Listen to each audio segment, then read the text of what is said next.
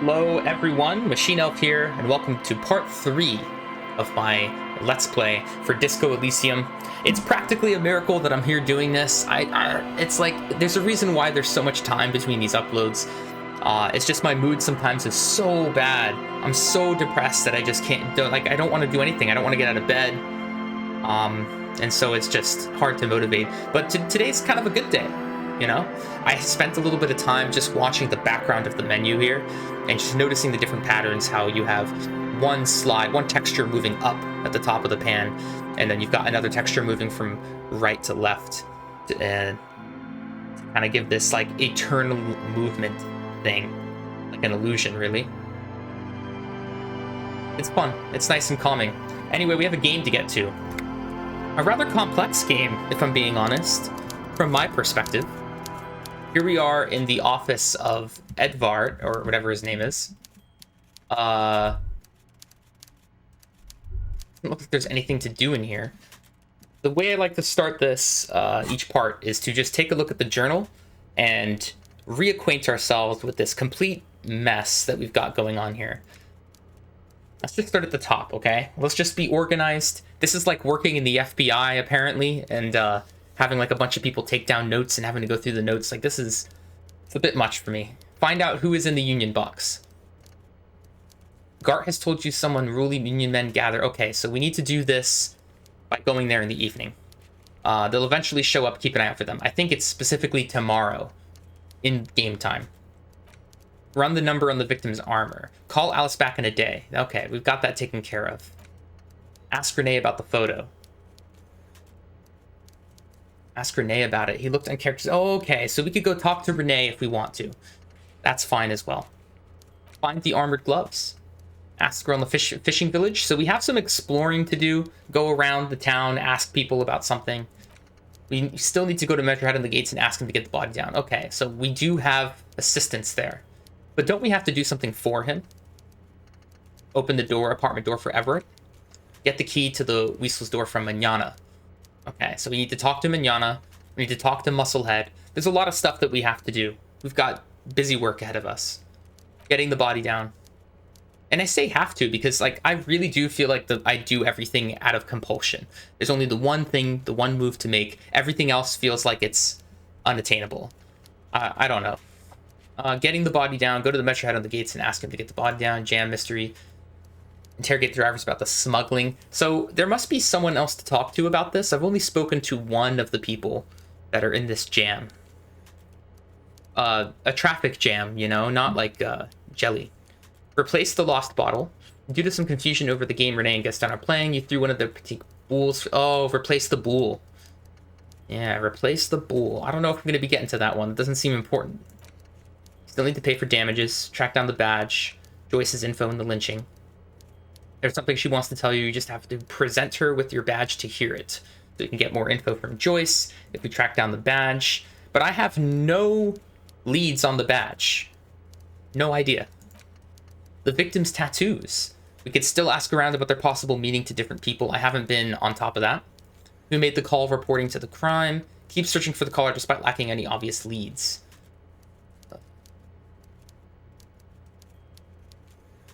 But what was the info that we found out by calling Sylvie? I really can't remember that. Let me know in the comments or something, but I don't remember her giving us any info on the caller for further investigation. We could explore the whirling secret passages. Find a way into the secret passage. That's the door behind where Gart is fixing the squall. Sing karaoke, get a hold of a sad song tape. Oh, so we don't even have a tape for karaoke? We have to find one? Are you kidding me? I thought I was just going to show up and sing. Many tasks. A lot of things in video games it's just work, isn't it? It's like a work simulator. Now, don't get me wrong. This is a lot better than real life because there's no consequences, essentially. And that's what makes a video game really special in that you don't have to worry about what you're doing. It's not a big deal. It's just a game. Oh man, but I'm in this state where I'm starting to see your internal reality as just as important as the external reality in a way, at least when it comes to being a conscious being.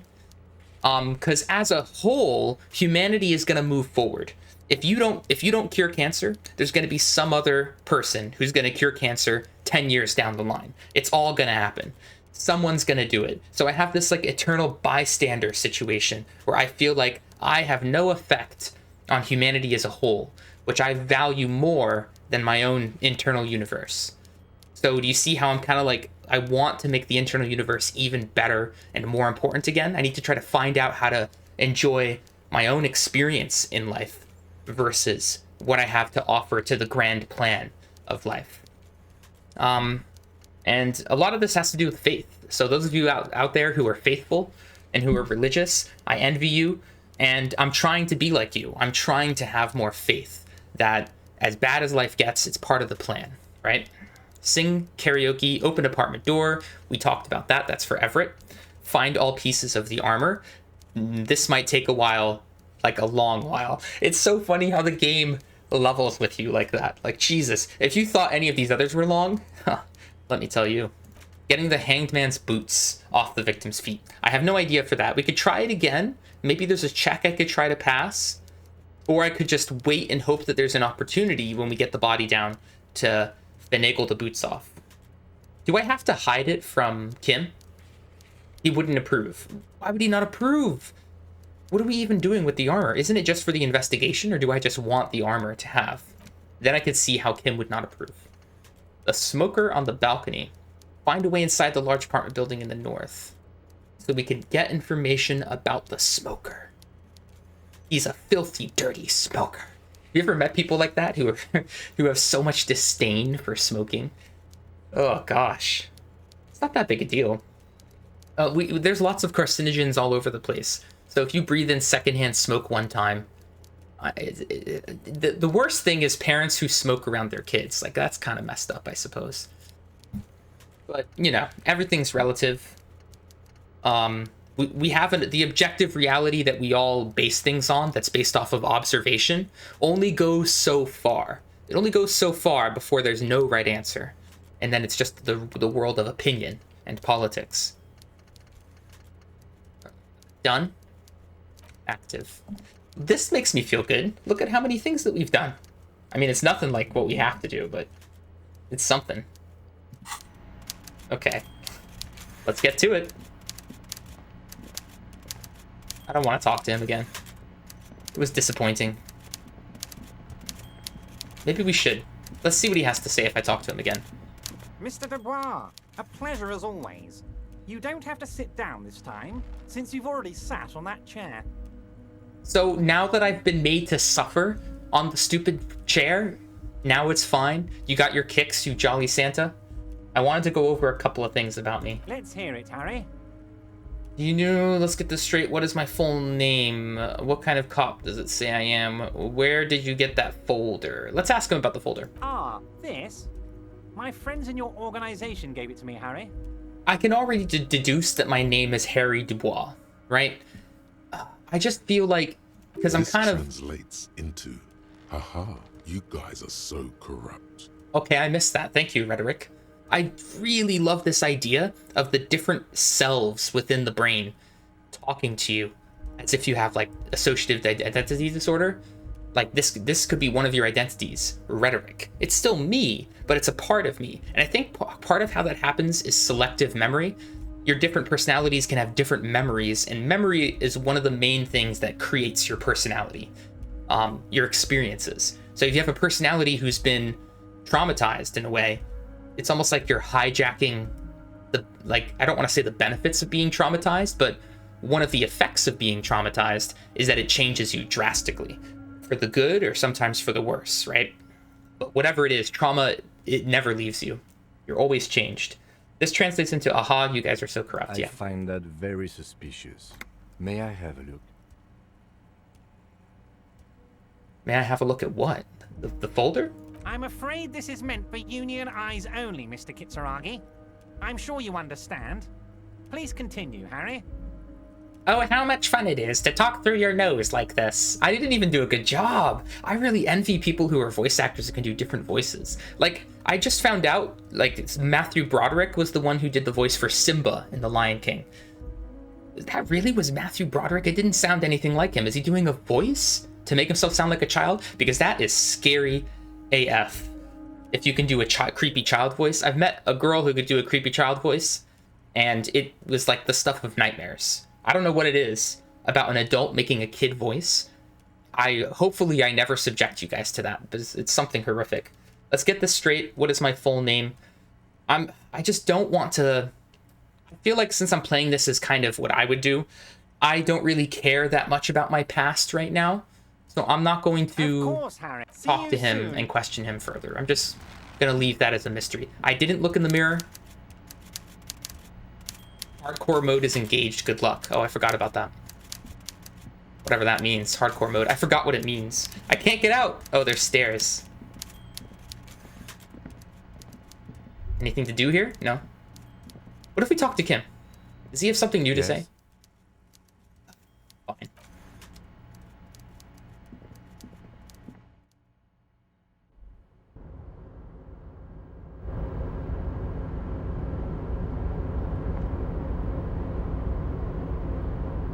Should we talk to this guy again? Nah. He wasn't that interesting. His whole thing was that he was Irish, which is like Irish. Wait a second. Oh, I'm supposed to go this way.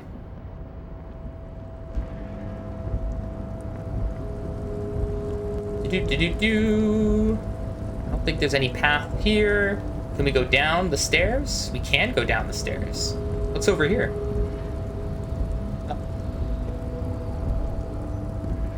Oh, that's the way that we were supposed to go.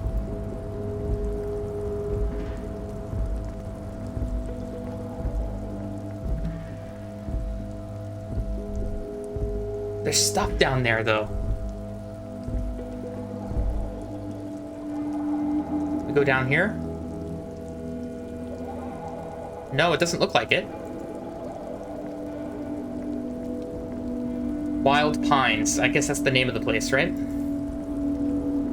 Oh, I think we go this way. Brilliant. Okay, we're back here in this really... Everything is disheveled in this game. Just stuff on the floor. Does nobody have a cleaning lady or something? There's this thing here. I could put another coin in. Nah, that's not gamble. What's down here? The file cabinet stands steady as ever, and the unlocked drawer slides out to greet you. The drawer slides. I must have done that already and bungled it. This door? Alright, let's go talk to Musclehead. I've still got wine in my hand. Am I still drinking it or what?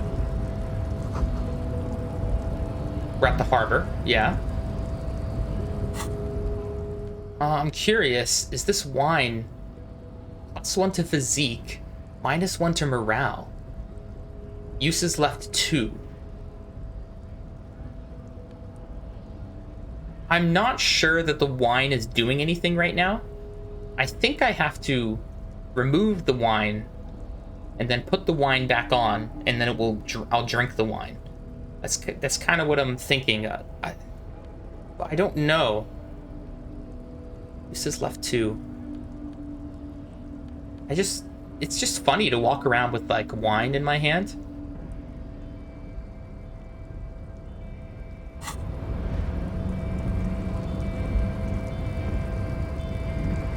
The unpromising race pupil return. Unpromising. Oh yeah, that's because I don't really believe it, buddy. Everett told you to get us help with the body on the tree. Isn't Everett the Union boss white? Hey, isn't Everett white? Don't be vulgar. White or not has got little to do with this. The race enigma runs much deeper than that. He turns his eyes towards the harbor, seemingly bored with you. Yeah, but you still serve him. How does that factor into your life? You keep telling yourself that. I'm sorry, of course, I understand now. It's deeper. Mr. Clare is a man of vision and means. He has the will to confront international capital. Something your race, naivistic communists, never did. So he's earned his place. Is that what you're saying? Communism is pretty cool, yo. I actually made a YouTube video. Well, I made a video, but I put it on YouTube. I don't know if I can find it now because I don't know the account that it's on. But it was basically like a propaganda ad for communism that we had to make for a world history class.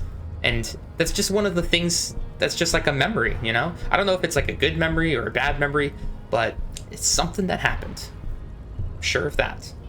Communism is pretty cool. Individualism is my jam. My jam is a mysterious fourth thing. Ooh. Jam. Individualism. You have gotten these ideas from degenerate youth culture, have you not? You have picked them up from rock and roll songs? Isn't that a thing people did? They thought like hard rock and metal and stuff is like the devil's music. I don't know if anybody still thinks that now. There's some bands, right, that actually were really horrific. Like I think Slayer, some of their lyrics were just absolutely awful, and they inspired like a number of killings. It's crazy. I've gotten it from disco, actually. Youth culture does not affect my thinking. I'm gonna go with the disco answer. Offshoots of the Seminoles people invented disco while having sex under the influence of cocaine. There's no way that's true. Race. But what is done is done. I have someone that I work with who may or may not be real. At this point, I'm not even sure. But someone I work with, because I kind of do this too sometimes, don't I? They say things that just sound so absolutist and crazy, but they say it like it's matter of fact, like they know it. It just makes me think of people who believe in conspiracies and stuff like that. Like I can't take you seriously when you say something like this. The Seminoles people invented disco while having sex under the influence of cocaine. Mwah. Like, but he says it with such a straight face, like it's the truth, even though it's completely ridiculous. Yeah, I know someone like this. Maybe. Yeah, I am next thing. not surprised you enjoy it so much.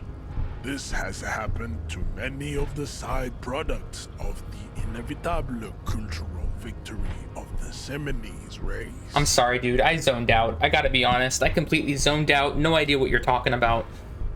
No clue. I'm not even gonna read it. I've recently experienced head trauma. I don't really know who the Seminoles are. Yeah, I'll say that one. I can see that. The Seminoles are the South Island race. Haplogroup A4A. The rightful masters of the Insulindian Boring. archipelago. We descend from the Areopagites of ancient Pericarnassus and arrived here 4,000 years ago. That's at least a fun word to say. Pericarnassus. We are the future. That is all you need to You know what I think might be the future? Like, legit? What do you guys think about this? Do you think that all of the ethnicities are just going to continue to mix going forward, and eventually we're going to have just like one mixed race, and everyone's going to be, or are people still going to remain segregated enough? Because right now people are still fairly segregated. Most Chinese people are in China, most American people are in America, and so on and so on. Europe, I feel like, is a lot more interconnected than most other areas. But I don't know what I'm talking about. Like maybe Africa is really interconnected. I don't know. I know nothing about Africa or South America. What was I talking about? It must not be important. Let's just move on. We are the future. That is all you need to know. So you were born and raised on the islands before you moved to Revachol. Okay, let's ask him the only thing that we can ask. This is how my life feels. I've got one option. I have to take it. What do you mean you have a choice? What do you mean you have a choice about going to work and feeding yourself and living and all of that? What do you mean? So you were born and raised on the islands. I am a descendant. The narrow streets of Elysium are with me in my genetic dreams. I see young Seminoles women walk into the grey mass on Ile de Fantôme, waiting on immaculate conception from the pale. Oh my goodness. This guy is just in his own reality. Everything is hunky-dory in his world. Oh boy. And it's interesting the way the voice actor is doing Measurehead. It's like he's talking from inside his throat, like squeezing the throat and then talking like this. It's, sure. You know what, maybe we just practice doing the different voices today, huh? Practice with me, everyone. So you did come from the islands, so you did not come from the islands. Did you or didn't you, sir? So you did come from the islands, because you're talking about the Ulenbur. No, Oh, jeez. I have heard about it on the radio. I've heard about places on the radio too, buddy. So you're not really Seminese, you're just from Revachol. Wait a second, let's not piss him off, let's just stay cool. Yes. I don't want to rock the boat. This could have made him more open to discussing the race enigma with you. Is that a good thing? Is this a good thing? I don't know. Kim, what do you think about this? Let's go over that funky race classification again.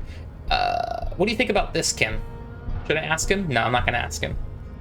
Let's just go ahead and get to the body. So it was. My unpromising race pupil entered the harbor and used my superior to give me orders. Basically. I salute your cunning and will remove the body from the tree with my bare hands. No, you don't need to do that. We actually don't want disease to break out. So if you could wear some personal protective equipment and yeah, you'd be good. I don't really care about you getting hurt, so you don't need to use any other equipment than that. You're so noble, Measurehead. Okay. One-dimensional character. What is a one-dimensional character? It's this. Measurehead's babe. She doesn't even have a name. There's a but. There's a butt. I didn't know there was a butt. But while I am gone, someone must stand guard on the bridge. That someone needs to be you. No, can it be Kim, please? Okay then. Wait here while Measurehead goes. We're going to Lieutenant. What if we don't want to do that? This is the uncomfortable result of not taking it on ourselves. I can live with a compromise. Yeah, but Kim, you stay, because I have to get the boots. Listen to your little friend. He is wise in his childlike way. His mysterious race may yet prove fierce competition to my heroic haplogroup. Haplogroup. Is that a real word? I'm not gonna look it up, too lazy. Okay then, fine. I really want Kim to stay, because it would be the perfect plan, so that I could go and finagle the boots off without Kim noticing. I mean, he's bound to notice at some point. Babe, see that they stay here the whole time.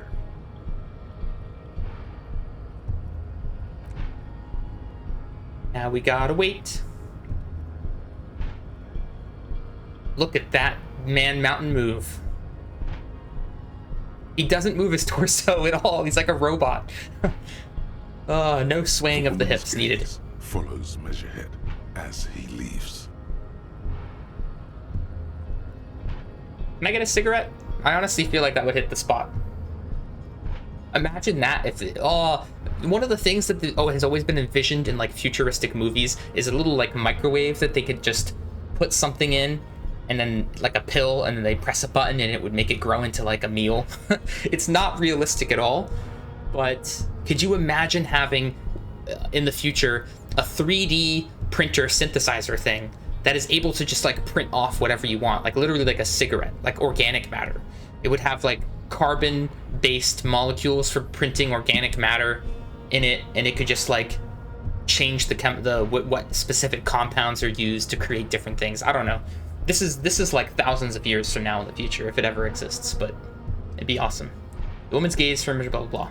So you guys are like cops or something? Like cops or something. Why are you with Measurehead? That's a weird question. Yeah, we're the law around here. Apparently so. We're just trying to keep things from going to shit. Number 3 is very me. Cool. I like men with guns and power. I'm Katya, by the way. Now we have a name. She might earn herself more than one dimension. You hear that? That sound. He's breaking something. He's breaking something. Yeah, Jean-Luc must be really tearing it up over there. I wish I could see it. So are we thinking that he climbed up the ladder and he, with his hand, he's just ripping the branch and breaking it so the body comes down? That's what I think he's doing.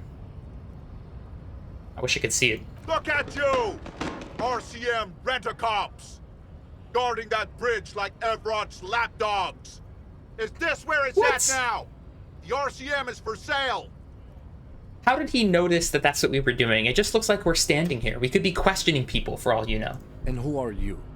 What is your business here? Why are your clothes 4 sizes too small for you? Kim, good one. High five. I can do the sound effect for it. I'll work with whoever I want. Yes, I'm an unbelievably corrupt cop. I am corrupt every opportunity I get.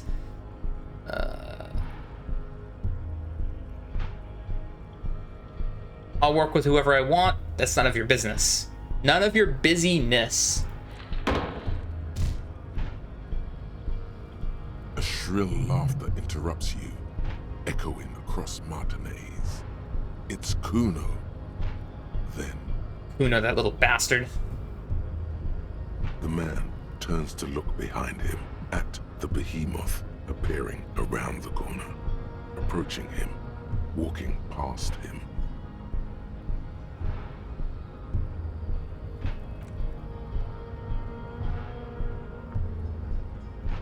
Wait, where'd you put the body?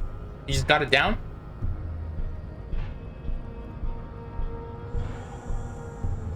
The corpse has been removed from the tree. Stand down and congratulate yourself. You have sided with Ray's victory today. RV, race victory. I need to be careful. I'm joking. There has to be no side choosing. We did what we had to do to keep order. Thank you for your cooperation, Measurehead. Farewell, ham sandwich. You are a union man from now on. Just the idea of calling someone a ham sandwich. I want to use that in real life. Like I said, I'm getting to this point where I kind of want to be like a psychopath and just do things that are insane for no reason at all in order to feel alive again, you know? Ugh, crazy. I'm going nuts. Cabin fever. Kim, what do you think about this? Let's go over that funky race classification again.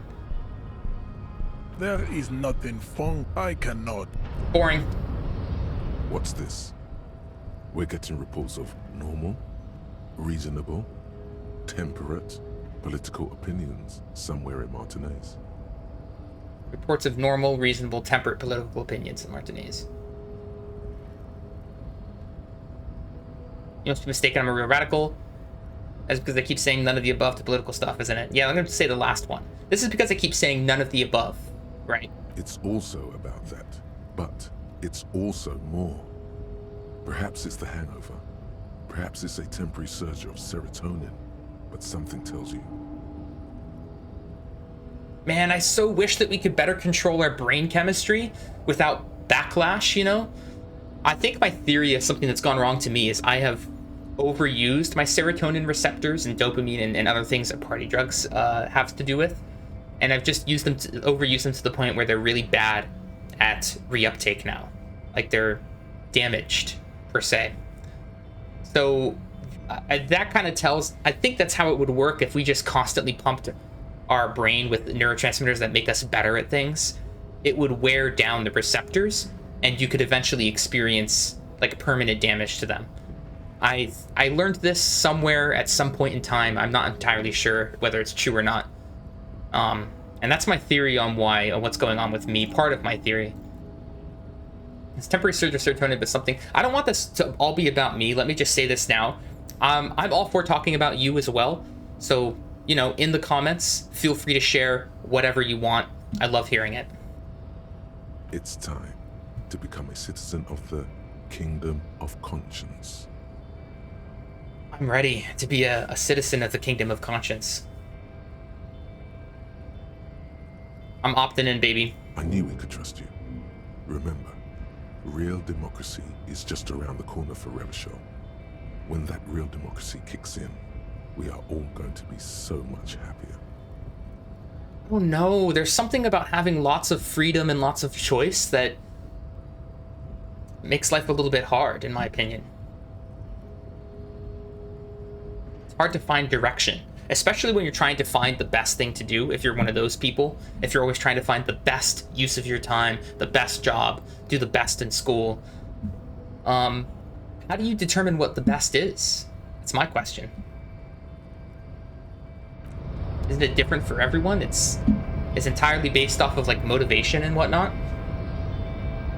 I don't know, like, how do you fix a motivation problem per se? How does one do that? You want what you will, but you can't will what you want.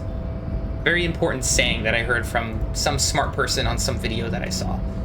I try to remember meanings more than I remember reference material because I'm not a college professor, okay? So a lot of the time I'm just saying it from the ether. Luckily we can use the internet for this. Like if I actually had enough people view this, somebody could check up on that because somebody would care. That's the great thing about the internet. Someone will care and someone will double check and let us know in the comments. But most people don't care, so we'll probably never know. Walking around with my wine in my hand. Mañana? So, how'd you like our harbor? I don't know, it's growing on me. You've been in there, he means. Talked to the boss man too, probably. Oh, I forgot. We have indirect modes of taxation and kingdom of conscience. But we can't... I have to unlock this. So in order to... Oh my gosh.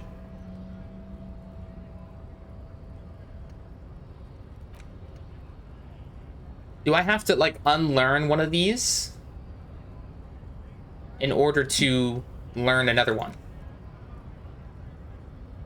But I have to lose 2 empathy to do this one. A kingdom of conscience. I kind of want to do this. Let's get rid of this. I can't.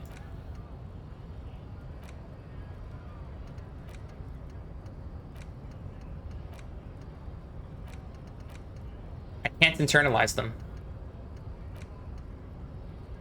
Can't forget this. Can't forget this either. Huh. There doesn't appear to be a way.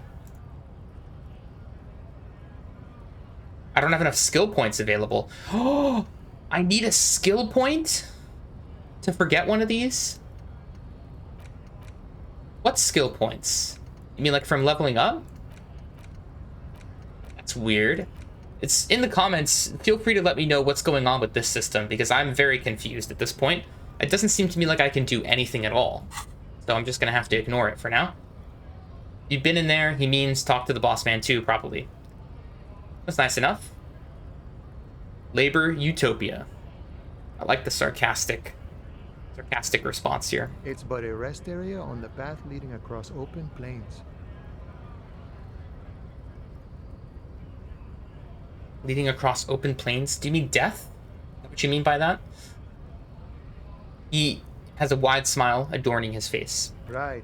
You talk to the boss, eye to eye, like men of the plain. If you have any more questions, I'm set to talk. If I have any more questions, he's set to talk. Ever said you have a key to a door? A key, huh? What door is this key supposed to open? It belonged to a weasel. You don't know, some whistleblowers, I think. Oh, say no more. I got you. He taps the side of his nose with a wink. I got that key right here. And let me tell you, it's mighty good of you to help us out during the strike. Working class solidarity, as they say. I'm guessing he just needed to confirm that we already knew what the key was for before he would say anything. Because obviously, if I ask about a key, and Everett sent me, it's gonna be this one, obviously. I got that key, blah, blah, blah. I saw an opportunity and I took it. I'm a hustle grinder. I heard something about a weasel and didn't sound like a local polar weasel, if you know what I mean. No, is that a race thing? I don't know. I'm not opening this door for myself. I'm opening it for all the working men. I'm not really doing this for political reasons. Let's just say the sensible thing and not be a lunatic. Oh, so the none of the above type, are you? I get it, I get it. I like to keep my distance too. But it doesn't matter. It's a good thing you're doing. Thanks. He's calling me out. None of the above. That is definitely a thing. What you're looking for Becoming is a none of the basement above, door man. behind the greenhouse. That's behind the whirling in rags. That's all I know. Our organization is what you call compartmentalized. Means we keep out of each other's business. Organization? It is a mob. Okay, but where did you get the key from? The janitor gave it to me. Nice fella. We talked about life and things that really, truly matter. Like what? Like what really truly matters? Because that's completely different for everyone. I'm just curious what you mean by it. None of this mess we're in. This jiving and juggling. What's it for? To feed our children, I guess. To feed our children, I guess. I mean, existence is so weird. Existence is so insane. I was talking to someone on the internet about this just before doing this recording session, about how meaning is just entirely subjective, but everything that's going to happen almost certainly will happen just based off the laws of physics and time being infinite and all. Like, one of the best guesses for our universe is even the fact that there's a multiverse and that everything possible happens in one of those universes and you just live in the one where all of these choices happened. I don't really prescribe to that theory at all. I think we've talked about this in the Disco Elysium Let's Play. I don't know, but I'd love to hear your thoughts on it. Anything else I should know about this task, this weasel person, when he'll be home? Man, I almost feel like understanding more about the universe is bad. Eventually you understand enough that nothing seems fun anymore. And I don't just mean like physics. I also just mean, why do you enjoy the things that you do? Why do you have the motivations that you do? The more you understand about yourself, the more it becomes this kind of weird negative feedback loop, positive feedback loop. I just said negative. That was a Freudian slip because of how bad I feel about it.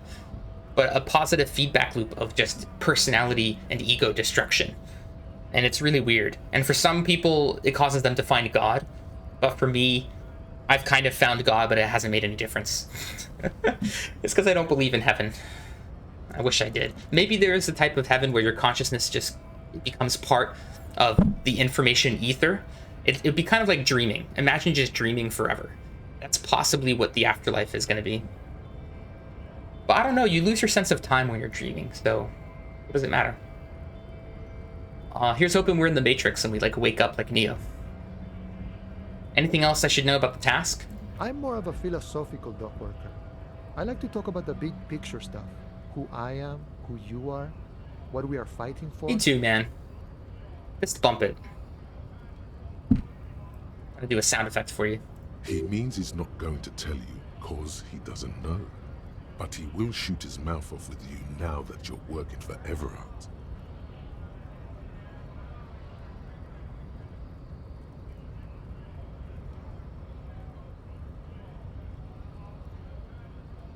And why are you striking? We're negotiating our share.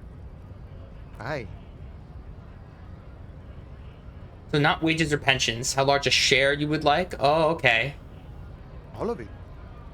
However, right now we want all the harbor workers to be on the company's board, so they could take part in the decision-making process. Everyone on the board. This seditious talk sounds like communism. Just so we're on No, it the doesn't. same page. Communism is basically wanting to kill the rich people or deporting them to a labor camp in southeast Grad. But don't say that out loud if you're a communist. I disagree, Rhetoric.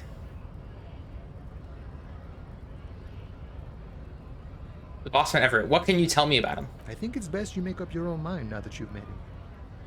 In my eyes, he is a capable organizer and a decent businessman.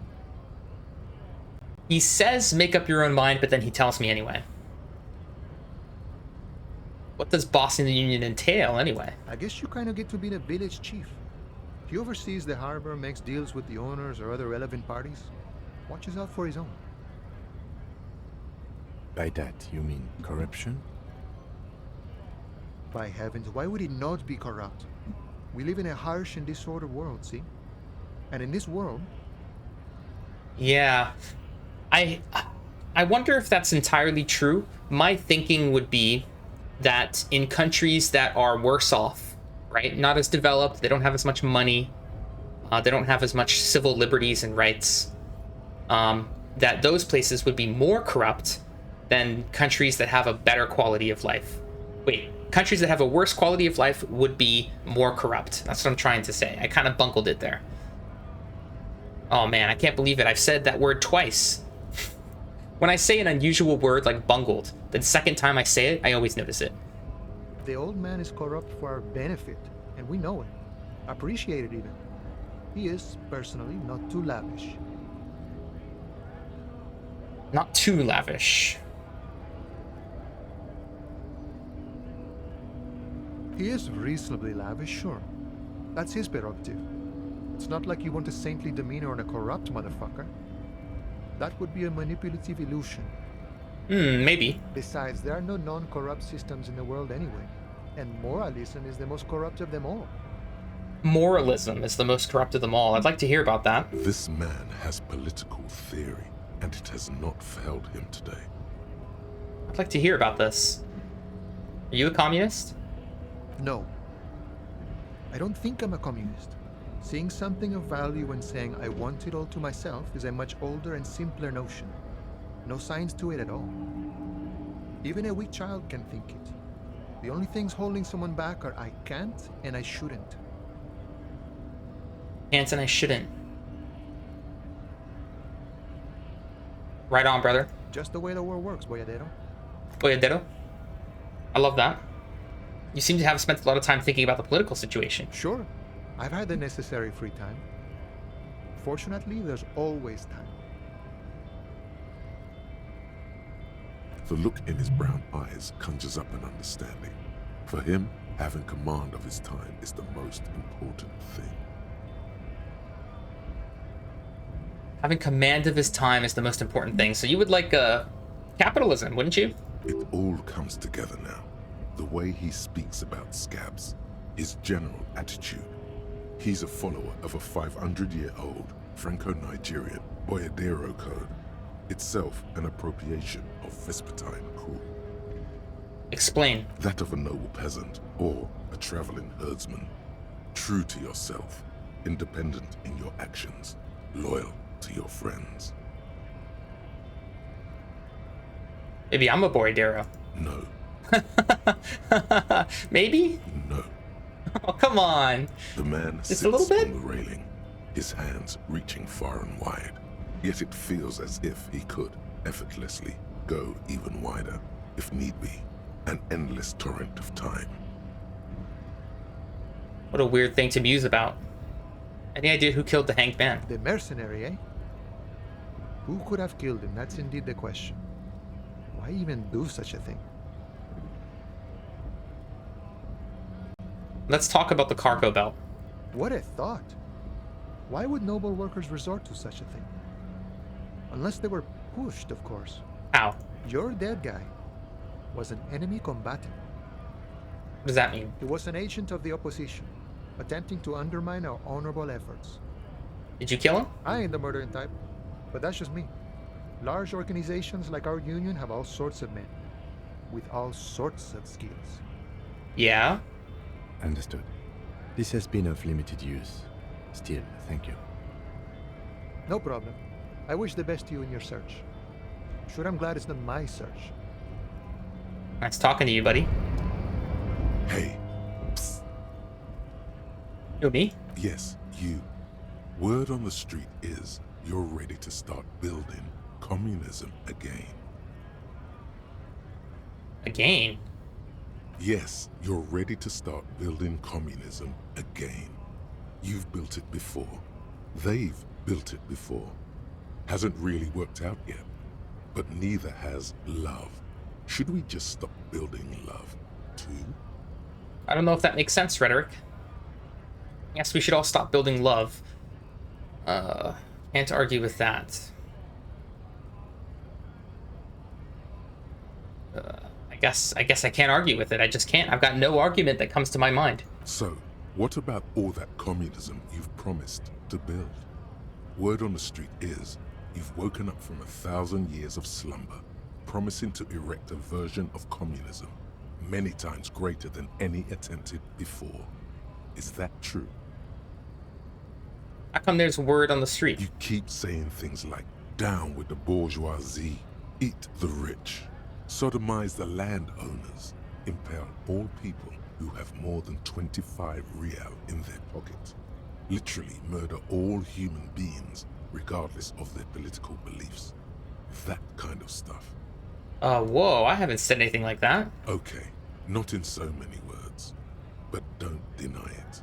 You're about to rip off that mask of social democracy and reveal the monstrous seven-eyed lamb of global communism that will devour and masticate mankind. I just don't understand this connection between the mastication of mankind and communism. What's the connection here, Rhetoric?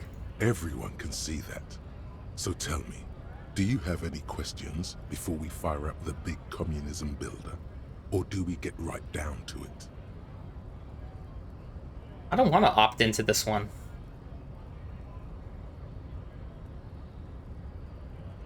What's this communism even about? Failure. It's about failure. Failure. Yes, abject failure. Total, irreversible defeat on all fronts. Absolutely vanquished, beaten, curb-stomped and pissed on. Until you came along. You will reverse the fortune of the workers of the world. How does that You work? alone, against every living thing, against every human alive. 800 trillion real in the hands of an impossibly well-organized ruling class. Towering city blocks of bankmen who have the ears of prime ministers. Million-headed armies of nations and the love of your own mother. You against the atom, the charm and the spin, where the whole world failed. Matter failed to bend to human will. Human will failed to get out of bed and tie its laces. You alone, single-handedly, will rebuild the dreams of the working class. You are the last communist. I don't understand, like, communism, isn't it bad for workers because you can't choose your lot in life and you just get stuck doing whatever job, like, your caste is meant to do? I don't know. I don't understand communism, but why would workers be in favor of communism? Isn't communism in favor with, like, the people who have power? That they can keep the power with them and not wait, no, communism is about distributing wealth, redistributing wealth, isn't it? Like, I suppose in an ideal world where maybe like an AI overlord was in charge, maybe something like communism would actually work. But as long as you have people in charge, they're going to abuse their power and be selfish and stuff. And they're not going to do what's best for the people. Now get to But yeah, work. consolidation of power. It's a tricky thing because it sounds bad to have power consolidate, but it creates change. Like, the richest people in the world can do things with their money to affect the rest of the world, but they could only do it because they amassed so much wealth. So there's an argument to be made for and against accumulation of power, accumulation of wealth. Would it be better if everybody was equal? I don't think that it would be better. I don't think that it's possible to happen that way. Variation is the essence of life. It's what creates going forward. If we didn't have different intelligence people, then we wouldn't have those of us who are really smart to invent things for us, to spur change in the technological fields and so on, and different fields that matter as much as well. I don't really know. I'm kind of a talentless person myself, so I'm kind of one to talk. I don't feel like I'm one of the masses that's going to be affecting the world in any way. So all I have left is to just enjoy my time here, affect those around me. I suppose I could do that. This is why people have kids, you know? It's a really solid way of leaving your mark on the world, is to have kids. Now get to work, comrade. I don't want this one. Very well. I guess no one will build communism then. Tell the working man it's over, unless anyone has. I'm assuming that if I opted in, I would get another one of these thought things, but since I can't use them all anyway, I don't need them. No objections. It's mathematically impossible to achieve a classless society. Everyone knows this. Mathematically impossible to achieve a classless society. See, I think that logic is right. I think that just because we have evolution and the way that life changes and works, it's not possible for everyone to be the same. It's just not. Did someone mention cocaine? Are we doing cocaine? No. I'm sure I heard someone say cocainism. Cocainism, yeah. Anyone? Anyone else? There's no one? We're not listening to you anymore, Rhetoric. Get out of here. There's no one. Okay then. Lie down and let the water carry you downstream. Wow. I wonder if we were just standing here this whole time while we were listening to that. Like, what was Kim thinking? Hello? Harry? You're kind of standing there for a really long time and not saying anything? Are there any dock workers for me to talk to, or what? Not dock workers. Are there anybody in the jam? Traffic jam. Can I go this way? Who's this? Who are you? The woman still. Oh yeah, this woman. Eyes fixed on the photograph. Let's her hands. snap her. Let's be rude. The radio played. If you want her attention, you may need to be more forceful. All right, I'll do it. I'll do it again. Where am I? Who are you? Like a magician recalling a subject from hypnosis, you jolted her back to reality. I was actually hoping. Are you alright, ma'am? You were out. Me? I was actually hoping you could tell me that. Never mind. I remember now. I'm still stuck in that traffic jam in the 50s. We're in the 50s, the 1950s. Wait, what's so bad about the 50s? Where else could you be? When else would you be? Back in Mefka, during the time of the revolution. The sidewalks and cafes are filled with young people. I was on my way to see a new Boyadero picture starring Gabriel Buendero. Have you ever been like daydreaming or envisioning something so fiercely and you're just so into it that you literally have no awareness of what's going on around you? You're basically in that place or in that memory. I guess a lot of people do this with memories, but I tend to favor things that are not me. So fantasy over memory. But it's really weird. Like, you can be jolted back to reality like that. Like, someone's come like, hello, hello, hello. And then you just, whoa, you come back to reality. Until you came along, that is. She says accusatory. Who's Gabriel Bonguero? So I would take it you were in the mess when you were young. Sorry to interrupt your dreaming. Ugh. I don't really care about her background. Do I really? I don't care about small talk. If you have something to say, say it. Why not, Harife? It's not like I have anything better to do in this hellhole. She settles back against the railing of her motor lorry. Behind her, mountains of memorabilia, photos, and knickknacks line in the dashboard. She lives mostly in the past, doesn't she? I still don't really understand. What are you hauling? Diamonds. Whoa, really? Of course not. But wouldn't it be marvelous if I was? It would be. Whatever stupid things they put in the lorry, I imagine. So you don't know what you're hauling? I quit concerning myself with that a long time ago. Besides, I don't drive the lorry for the cargo, if you know what I mean. No, I don't. She says that as if something narcotic is the real. Yeah, that makes sense. But what? What if the cargo is contraband? I guess that makes sense, minding your own business. Wait, you get high off driving a lorry? Oh, it's so much more than a high where I go, Harife. It's low. I go to the bottom. She closes her eyes in reverie. So that's kind of like heroin. Downers. Yeah, it's definitely some kick. Some terrible kick in the dark. A sleep kick. Perhaps you can find out later. What if the cargo's contraband? Then it's contraband, Loman. What? Do you want to take an old woman in? Be my guest. Lock me away like Bad Hand Hermenegildo. Bad Hand? Hermenegildos' bad hand strangled 300 people. Whoa. What can I say? Some people just really like strangling people. Isn't that weird? Because even if I was like messed up in the head and I was like into violence and stuff, wouldn't you get used to it after a while? Like, would you not? I feel like there'd be an escalation pattern of getting more and more gruesome with it. And then eventually you would kind of get used to it and it just wouldn't be the same. And wouldn't you just stop? Like, how did this guy strangle 300 people? There are real serial killers that have killed close to that many people. Like the guy in Peru, the Peruvian monster, I think he's called. He killed like 300 people. And South America has had some of the most prolific serial killers because certain countries at certain times in their history were basically lawless, and the police had like no control, and it was just gangs and drugs, and it's just really easy to get away with things because the police just did not have it together.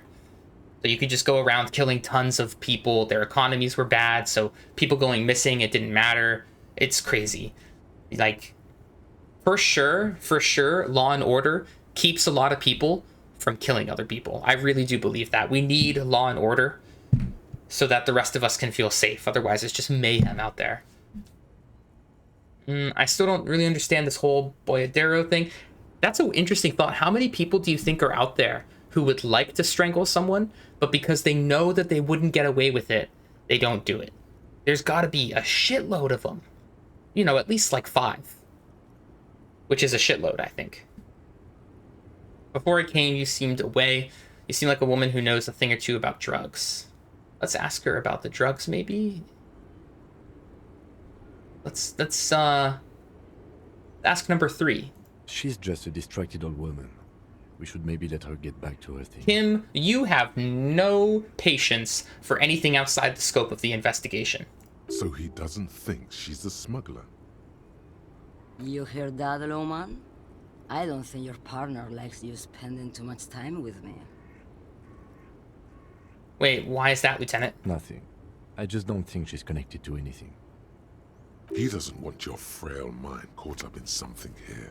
Something unconnected to the case. But connected to this woman tuning out like that. Should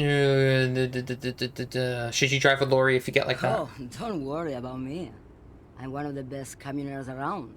I drive routes no one else will. What routes? Lomonosov's Land, Udashnaya Zemlya, the Western Plain. She nods and closes her eyes again, letting her mind submerge. I love how we're kind of immersed in culture. There's just all kinds of culture going on in Disco Elysium. A terrible cold comes over her, rattling her teeth as she stares inward. The Transcatolia Magistral. You for 1A. Adestradas do Mirador. All the good ones. The deep trenches. Where the bluebirds fly. She opens her eyes again and shudders. I'm something of an expert in blacking out. You should take better care of yourself.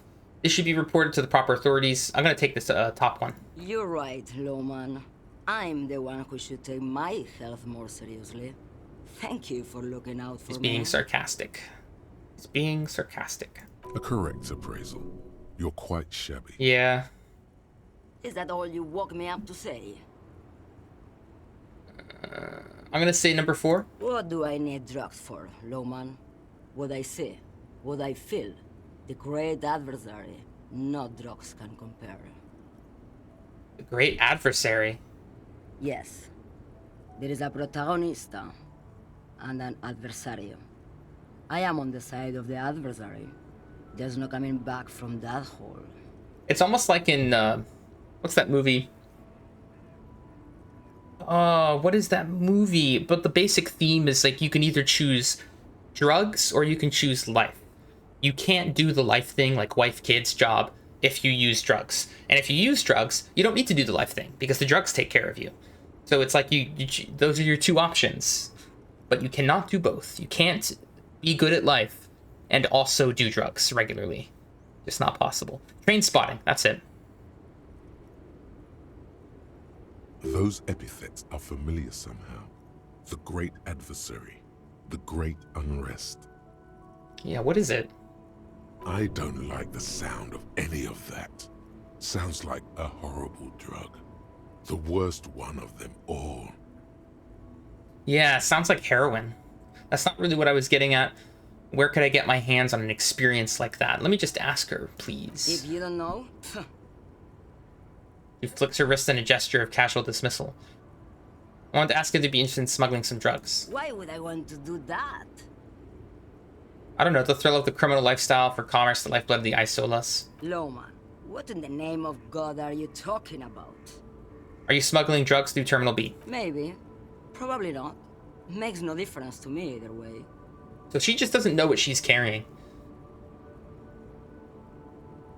Just this month, I made half a dozen trips from Saramiriza to Grad on the U41A. What do you think they take from Saramiriza to Grad, Lowman? I don't know, that's why I'm asking you. It's diamonds, Lowman, obviously. Dangerous. She should have like an armed guard or something. Like someone could easily rob her. If you had to guess, let's ask her this. Easy. He's the skinny man who thinks he's a poet. Never trust a poet. I already talked to him. Also, he's the only one I can see from here. Very true. That's correct. There is no visibility of any of the others. Yeah. Where do you want me to go? This isn't so bad. I can listen to music, or the seagulls. Look at all the colors and the features of this world. It's a good palate cleanser, this jamboree.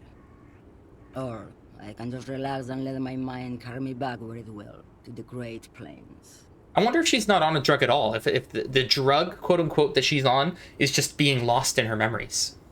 I think we're done here, no? Hey, we got experience for it. That's not bad. Yes, go. Kim is impatient. We must go.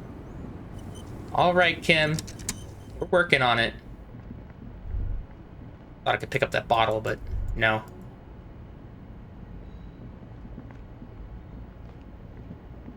Let's mosey on over and do something new. I go that way? Nope, gotta go this way.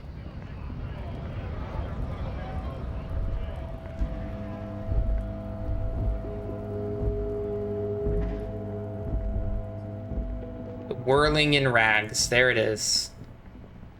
Should we talk to this guy again, just in case? Stuck in the rain in a traffic jam. We've already talked to him as much as we can, apparently. All around you, rain falls on the great city of Revachol. Rain drips from the eaves and floods the gutters, washing the filth away. What is up with Shivers? It always seems to just have this kind of odd observation, and that's about it. The spring thaw must be here. The snow is melting.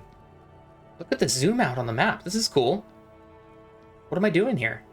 Looking up at the sky, cold water dripping from your hair. Imagine it, everyone. Let's do this together. Look up, close your eyes. Imagine the cool rain dripping down into your hair. What do I see? Grey sky like great battleships, clouds colliding with one another. Rain falls down on the world.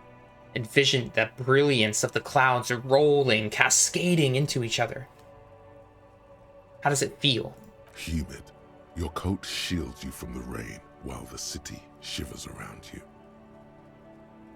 Oh, geez. All right, what is it to the west? Oh, mystical Shivers. Sheets of rain over the water. A flight of stairs leading into the ocean. Wave after wave washing the coast of Martinez, with its motorboats and gently swaying reeds. Oh, that's lovely. The ruins of a half-sunken sea fort crumble on an inlet beyond the Bay of Revachol. Ghosts rise into the sky. Who are you, ghosts? The skyscrapers of La Delta, the financial district. Faint golden light seeps from the office windows. What is down the shore? Urban coastline, rain dripping off Eternite-covered roofs. Cinder blocks left over from half-finished construction. A defunct research and development building, once seized by revolutionaries. An old wooden church stands on stilts above the water. And beyond that? Coal City, end of all lines. All right, I run my fingers. Everyone envision running your fingers through your dampened hair. Your hair is an oily mess flecked with ash from neighboring coal plants. Smokestacks rise somewhere in the distance. All right, what's to the east? The great gates of the industrial harbor are locked. A chill runs down your back. You shudder like an animal trying to shake water from its hide. Shake your shoulders again. You shudder, looking down at your feet. Dirty rainwater runs veins into the plaza's snow. 2 green snakeskin shoes stand at attention on the mosaic paving of the plaza. That was a lot shorter than the west one. What about to the north? Capeside apartments. Tower blocks crowd one another. 4.46mm bullets still lodged in their war-torn stone walls. Hallways collapse from the mortar hits of a war that was lost long ago. Clotheslines go to waste in the rain. Radios play. Yeah, a lot of the buildings are in disrepair. Like, they're totally messed up. Look at that one right there. In front of us. The evening news.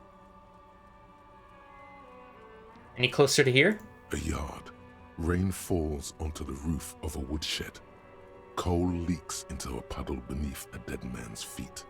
He swings from a tree. Oh, he's not... Droplets of rain slip from his cold cheeks. He's not in the tree anymore.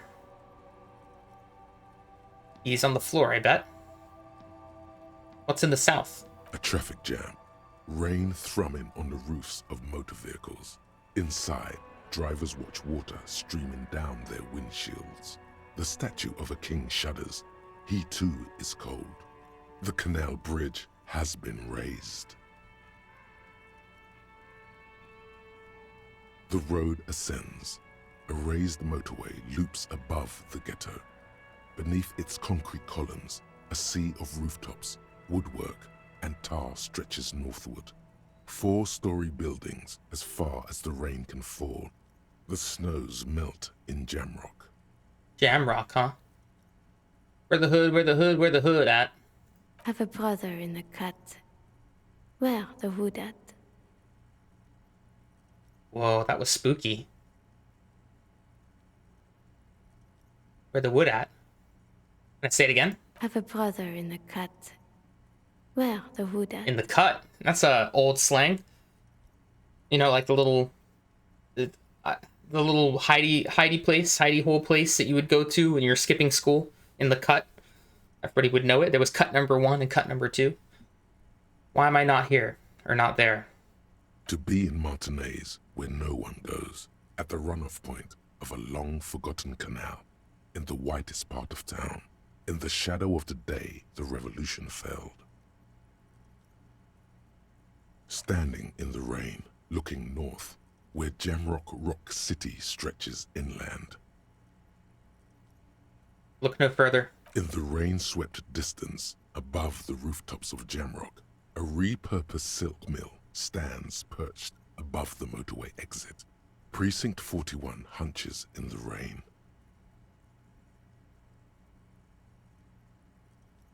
Your vision blurs. You wipe your face with your hand. The rain stings your eyes, making you look up and blink. What's below? Collapsed storm drains, old sewage systems flooded with rainwater. Hidden weapon caches from the revolution. Doors leading down to Leroyam.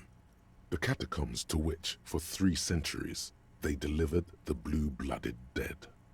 And what's above? Coalition aerostatics hang like apparitions under the cloud cover. Way up there, where rain forms, rotors flutter silently. Your sight clears. Motherfucker. This rain will not let up anytime soon. At least we are dressed for it. Let's keep moving. I was not just standing there, thinking to myself in the rain. It was very patient with me.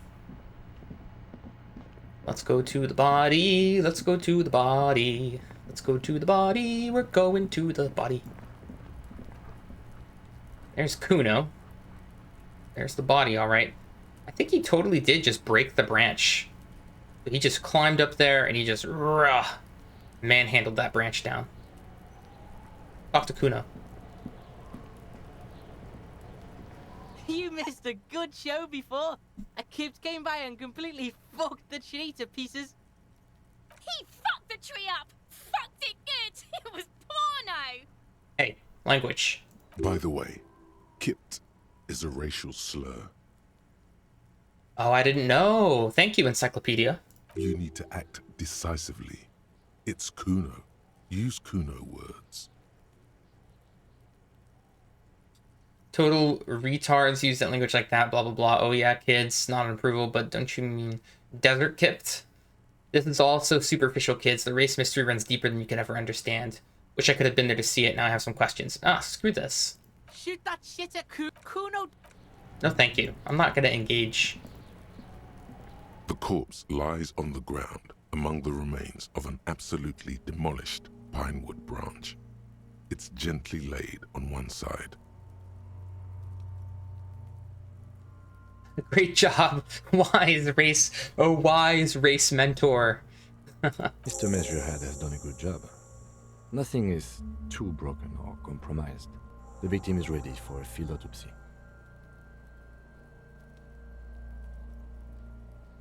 A field autopsy? Yes. 1. Investigation of the scene. 2. Initial examination of the victim. 3. Field autopsy. 4. Transportation of the body to the morgue. We are on number 3. Alright, let's do the field autopsy. I've never heard of this kind of field autopsy thing. I have the key. Form a field autopsy. I've also leveled up. And now I have a skill point.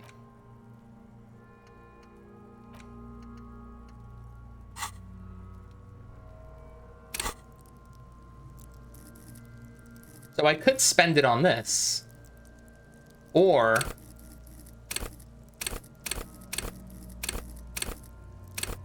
right, I could spend it on this, or I could unlearn something.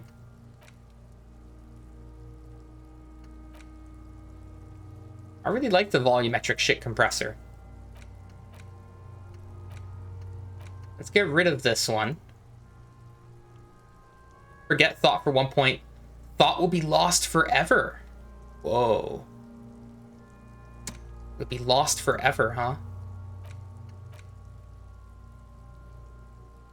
Maybe I forget this one. Learning cap for perception raised to 5. So you would want to keep this if I was raising perception really, really high, I suppose. But I don't need to raise it super high.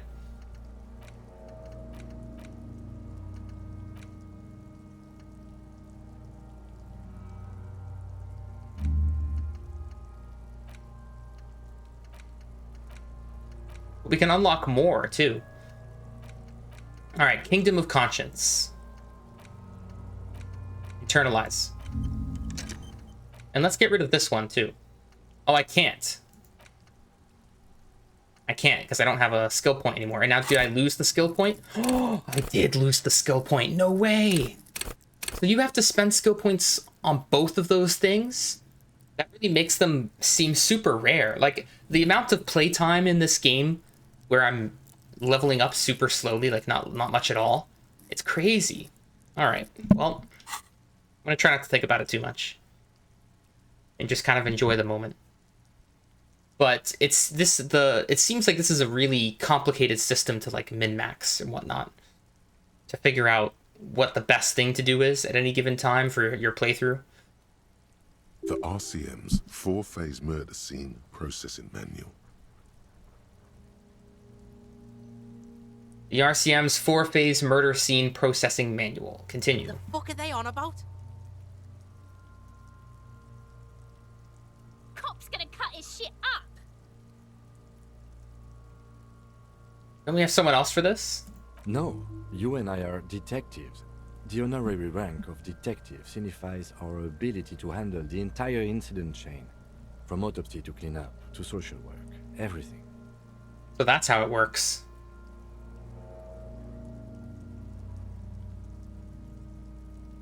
Honorary? An honor and a burden attached to your rank once you've proven yourself able.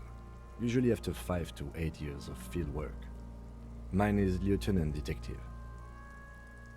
I don't feel like I'm a detective. You are. Your station would not have assigned you on this case if you weren't. Now... The lieutenant adjusts his glasses and takes a deep breath. I'm gonna try to remove his boots. I thought we decided to leave it to processing. Let's not turn this into some kind of circus. Alright, alright. Okay, so you can sneak out of your room maybe, after he's gone asleep. Tell me something, dead man. First, what is it? Come on, officer. You know what a field autopsy is.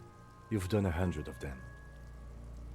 Yes, so. What you do know is, at 18.9 kilometers, the dormant shield volcano, Corpus Mundi, is the world's highest summit, and the failure of the 38 single, Epui Descent, to crack the top 20 was the death knell of disco. But what a field autopsy is, you have no idea. Man, Encyclopedia bringing forth useless information. There's such a huge amount of data, of information that's available at this time that you wouldn't be able to consume all of the data, all of the information in like millions of lifetimes. It's something crazy like that. So it's always shocking to me. Like, I'm at this point in my life where I'm smart enough now to know, wise enough now to fully grasp the depth of stuff that I don't know. But at the same time, when it comes to like the meaning of life, I feel like we've already learned everything that we possibly can. And now it's just up to what you choose to believe, whatever you choose to have as your reality. I don't think there's going to be any more mysteries from the science field that's going to give us an insight into the afterlife or to our purpose and meaning. Do you have another pair of gloves for me? Unfortunately, no.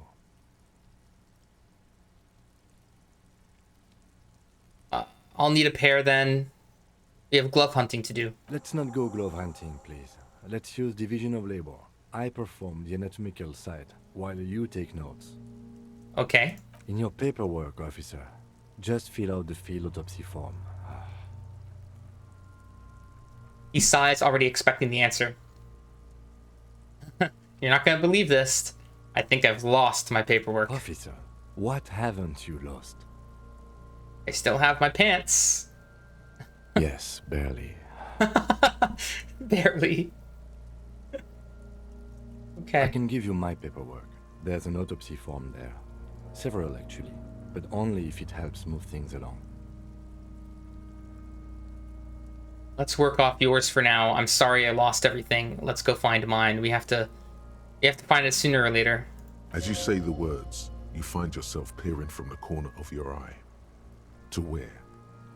To the west. Begone, foul sensation of worry! What? What's there? A trash container, yellow and capsule-like, lying in the corner of the yard. Maybe my paperwork's in there? I guess you've got to start finding at least some of the things you've lost before they hurt someone. We should locate your ledger, then hurry back to the autopsy as soon as possible. Alright, what do we have? This trash container is locked. The sliding lid has a padlock that says, Whirlington. The body is downwind from here. Maybe you prefer the smell of garbage. How do we get the lock open? We could try using a pry bar. The one you took from my motor carriage, or we could ask for a key from the manager of the Whirling in Rags. He probably has one. He might also have information. This is better than the pry bar idea. I'm not going to do this because it's going to hurt me. I bet you it's going to hurt me if I do that. I'm more wary of that now. Look at that little... Look, you can see it, the roof. There's like a little penthouse.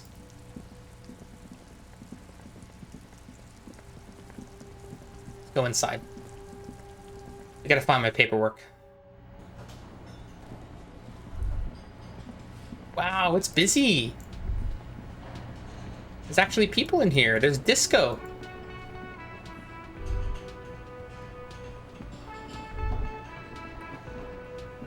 Who's this guy? A man is sleeping at the table wearing mud-caked boots and rolled-down overalls. The back of his shirt reads Wild Pines, encircled by a logo with a tree. On the counter, rolled out of his open hand, you see a blister pack of headache medicine. Pick him up. The man does not mind. You probably need them. more than he does. You've just picked up some magnesium. This item is I stored already in the know about bottom left magnesium. corner of the screen above your character portrait. Use magnesium to heal your morale. Let's try if you waking have him up. morale damage. You gently shake his shoulder, but nothing happens. Okay. Karaoke time or what? Can I help you? So is the trash container out back? Mine? No, it belongs to the Whirling and Rag. Thank you for That's clearing what we it. meant. Why do you keep the container locked? Why? To keep the hobos and drunks out. That's why. And the neighbors too. They put their trash there and they don't pay for the garbage company. I thought as much. And are you the only party with access to the trash container? Well, yes. Us and the garbage disposal company. It seems a little callous, doesn't it? Something stirs in you. I wonder what it is. Prod at him and find out. We need those keys. What do you need them for? It concerns the case. Please cooperate. Just bring them back once you're done, please. All right. But hang on, let me go upstairs and double check my room.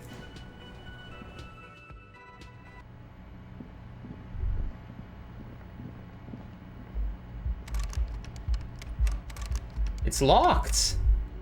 It's frickin' locked. All right. I guess we won't be doing that. Wait, what's this? Nothing on the front page rings a bell. Strange. Wonder how long I've been out of it. I can't even talk to this guy. I can go in the kitchen though. I'll take that. We're just looting. It still is a video game because we're just looting things. Like random money. I would never do that in real life. Just pick up some random money that I found in a building. I might do it if I'm like out in the woods or something and I find money on the floor. I just keep it. Or on the sidewalk. I would just keep it.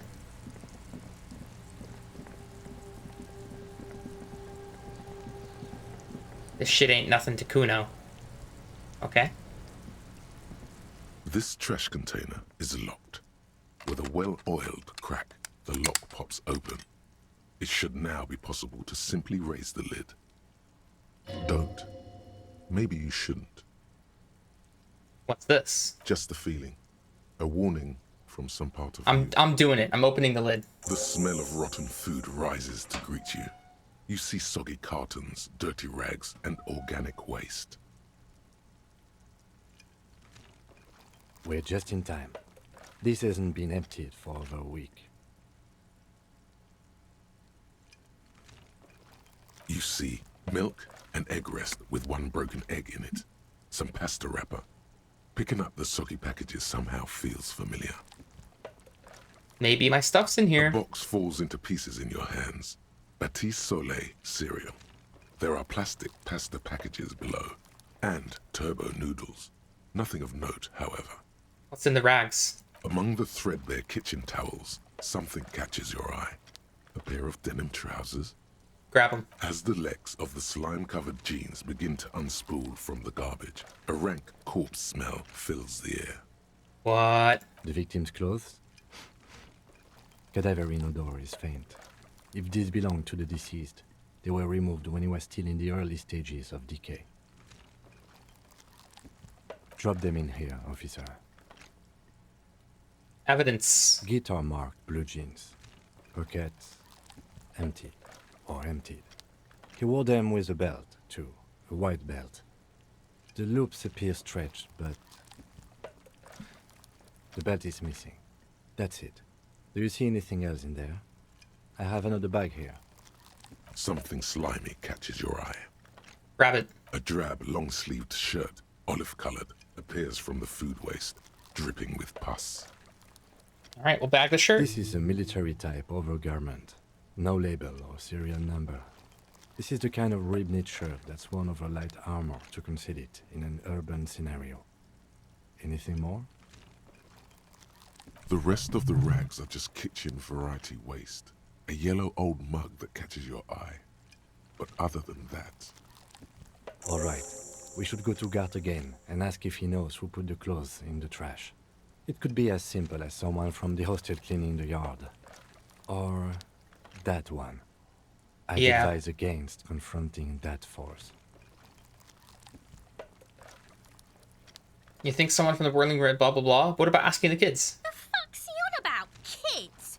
You hear that, Kuno? He thinks you're an infant or something. See? Alright. The lieutenant nods, then looks back into the trash container.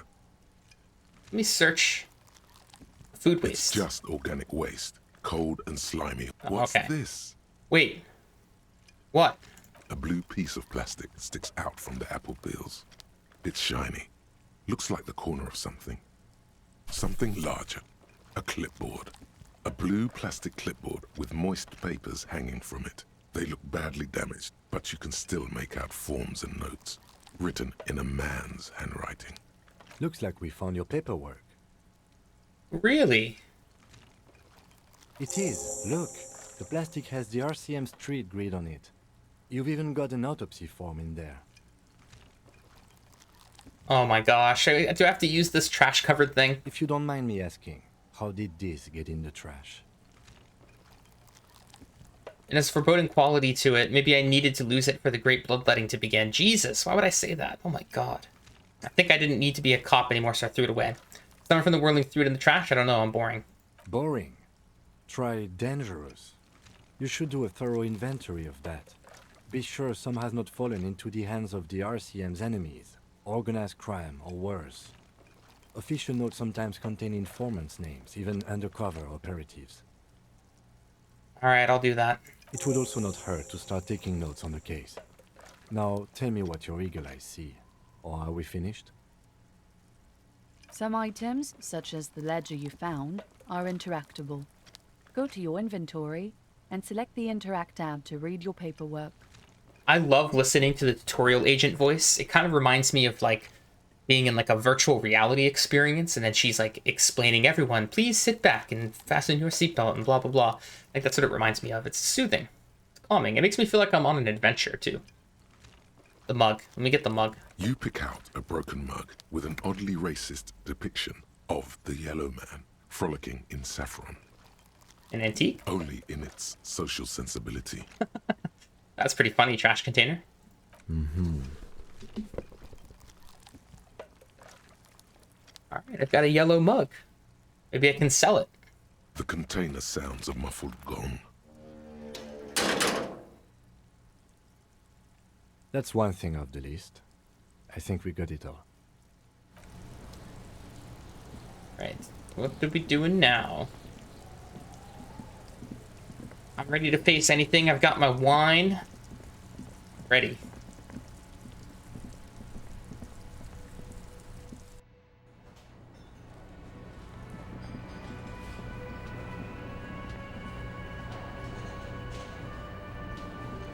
We gotta walk to the front. Don't want to be rude. Can I help you? Here's the trash key. Thanks. I hope you found what you were looking for. About the victim's clothes. How strange. I certainly didn't put them there. Did someone on your staff have put them there? Sylvie had the keys before I got here, and I can vouch for her. I can vouch for all my staff. None of us would tamper with the crime scene. The trash collection service? CS Municipal. I don't see why they would put anything in the trash, though. Right. Ah, the elusive CS Municipal. I doubt we'll be able to track down who was sent here last and when. This will have to be one of those little threads that solves itself down the road. Okay. On Clinton Street, near the Boogie Street Diamond, a small truck rattles down an alleyway. It stops by a rusted trash container. Two men, their faces rough and swollen, jump out. They look at the container despondently. CSM is written on their backs. Thank you anyway. Maybe you don't remember putting them there. Maybe you were sleepwalking or in a fugue state. I don't need to ask him that. Come on now. Yes.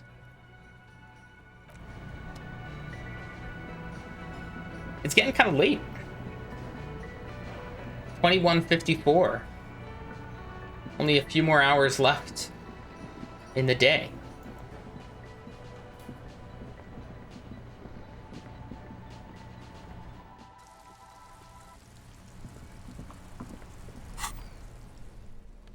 All right, let's go to our journal real quick.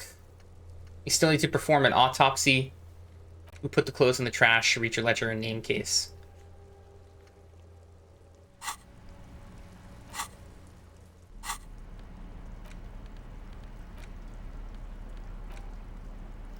It's just a racist mug. What's there to read here? Not much. Look at all the content. Oh boy, here we go. What are you going to say about a broken, tossed-away mug that you dug out of the garbage? We're going on the mug adventure, apparently. This mug is an example of prejudice. I'm going to use it as an example of what not to do. I'm going to push this into the face of every merchant I find and tell them this is your inane ideology. The mug will be useful. By denouncing it, I can earn political capital to mask my badass hustling. The mug didn't belong in the trash. It was just a funny mug. Can anyone laugh anymore? Understood. You're that kind of detective. Why don't you get back to your case? Oh, I guess I ended up not having much fun with the mug. Sorry, folks. Let's interact with this. A ledger found in the trash. It's full of notes written in a man's dense cursive. Have a closer look. Maybe it can be salvaged to start keeping notes in the case. Isn't it my cursive writing? It's the ledger you found in the trash. A pitiful cabbage of white and yellow papers hanging from plastic board, barely held together by a metal clip. This sad display is made complete by the faint smell of urinal cleaner. Ew. Anything else? There's a piece of toilet paper, or is it cleaning tissue? No, it's toilet paper, desperately sticking to the back of the blue plastic clipboard. It's a metaphor for you. Aww. Thank you, waterlogged ledger, for spelling it out for us. Inspect the toilet paper. It's just toilet paper sticking to the back of the plastic clipboard. You can take it off if you want. I'll take it off. Still wet, the toilet paper peels off the plastic easily. All you have to do is shake it off with your finger and voila, the ledger now looks marginally better. Let's browse. Let's inspect the clip. An aluminium block runs the width of the board, biting down on the paperwork. Its crocodile teeth are the only thing keeping the papers together. A regular pencil, the tip worn down to nothing, has been attached to the clip. The surface is interrupted by a silvery sticker. It's rectangular, sparkling with iridescence. You don't know how you didn't notice it before. All right, Lieutenant, what's this? What? That thing. It's a halogen watermark. We use it for adding information to RCM property. Can I read it? Any capable light with the right wavelength will do. All RCM vehicles have headlights designed to reveal halogen watermarks. Mine too. Sweet. This means you can read the watermarks if you just turn the lights on. All right, thank you. Okay. While a bunch of sodden papers sag from the clipboard in your hand, it's Let's keep inspecting this clipboard for other information first. They're not exactly white. They're yellowed in patches by sunlight and alcohol, and covered in dense blue handwriting. Ink escapes into watercolor patterns, reaching its tendrils across entire pages. The paper itself is checkered, with faint red lines, forming short paragraphs. Once in a while, there's a red stamp that exclaims, "Case files commit to paper." The case files themselves are plenty. You count more than 100 sodden, crumpled up, earmarked pages falling apart in your hands. They appear to be sufficiently organized and extremely dense, if mostly illegible. Are they going to dry or what? Work, strife, poverty, the Jamrock Quarter. These are handwritten logs of investigations dating back to January 51, this year. The exact number is hard to estimate due to missing pages and an odd naming convention. but there are at least 20, maybe 30 cases undertaken, not completed, mind you.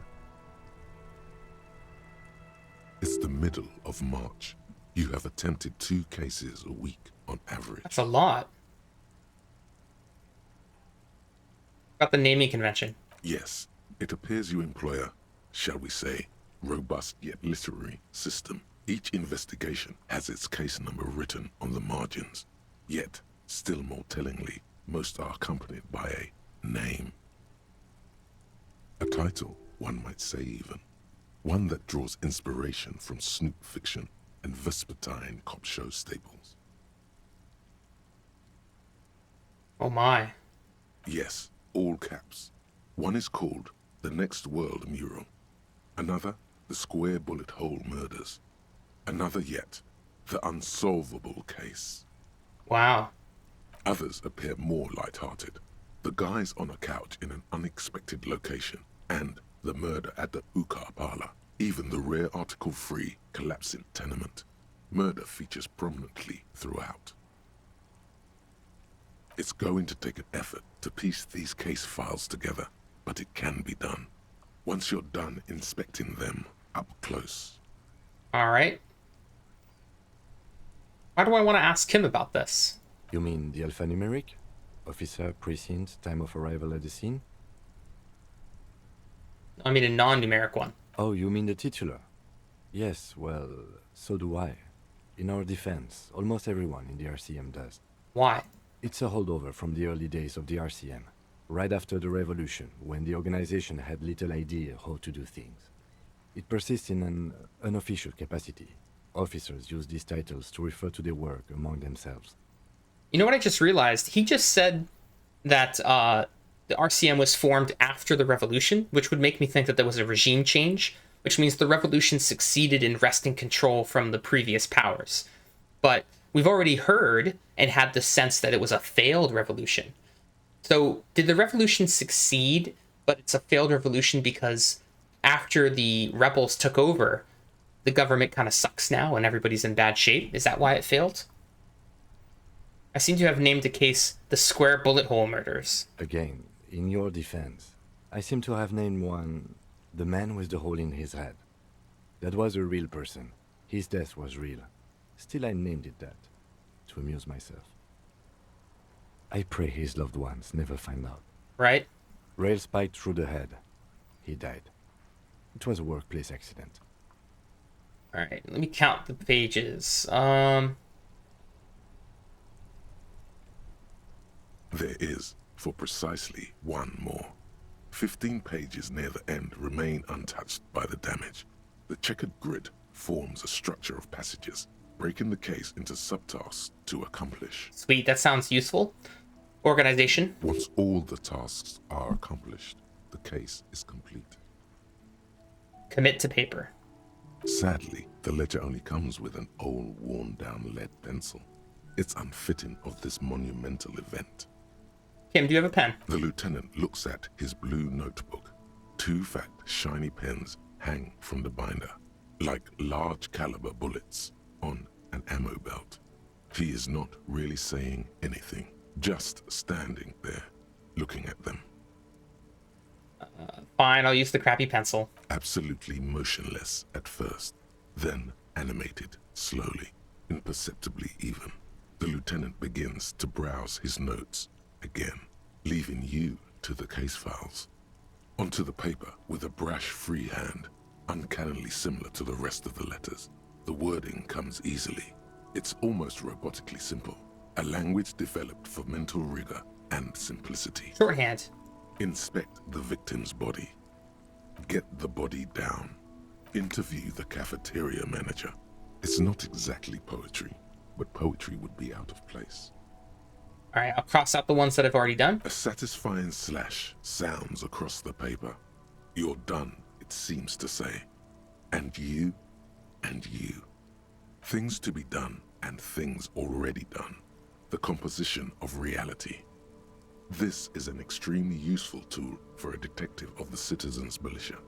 Now all that remains is to name the case. Lieutenant, have you named the case yet? No, actually. Any ideas? Setting sun, shit on a stick. I guess the Hanged Man. Great. That's great. That's actually what I was thinking too. The Hanged Man. Good, strong name. We have a very good name for the case now. Well, is he being sarcastic? I can't tell. I'm going to start calling it the Hanged Man. It's good we sorted this out. Oh, apparently we leveled up for that. So here's the thing. I could spend it on a skill, or I could do this.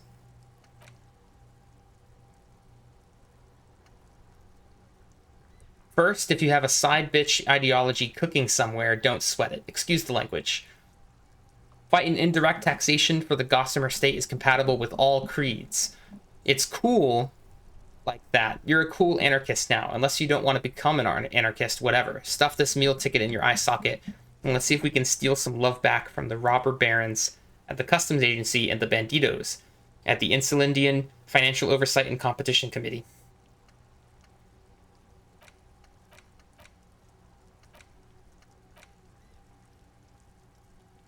Speed gives 1 psi. I have no idea what speed is. Look at all these other ones.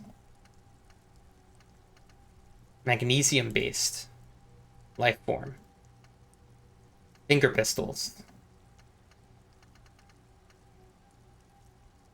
We might unlock these at some point. Oh, I can unlock this myself? Oh, really?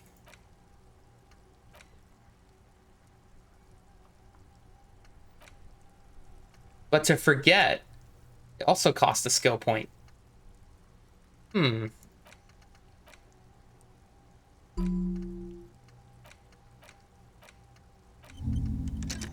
don't know what I'm doing. I have no idea what I'm doing, but this is it. This is where we're at right now.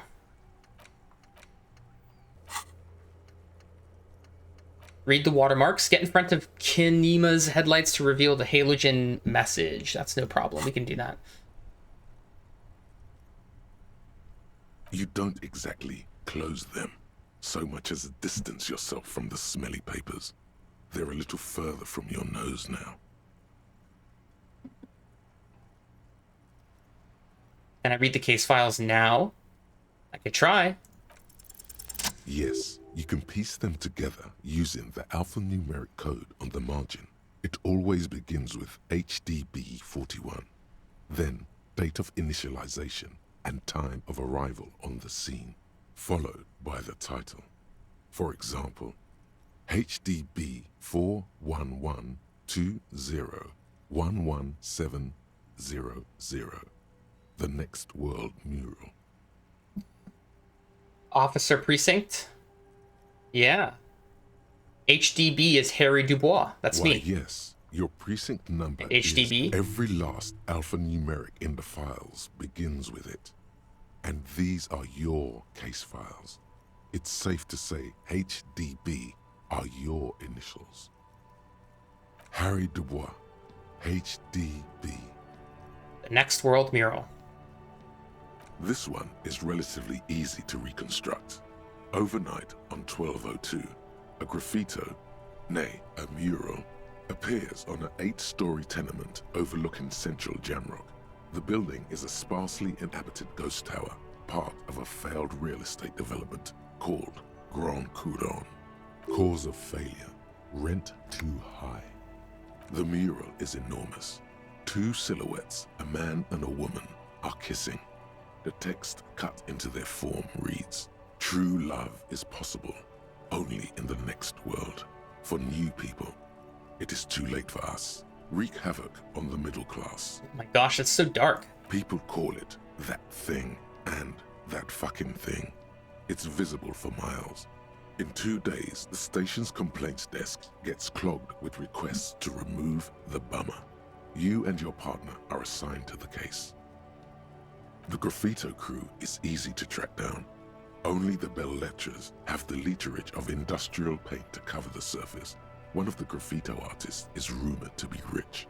They take responsibility for the execution, but not the design.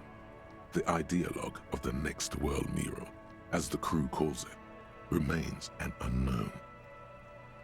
Well, did I solve it? The case files do not show you finding the author of the design. The crew agrees to clean up after themselves.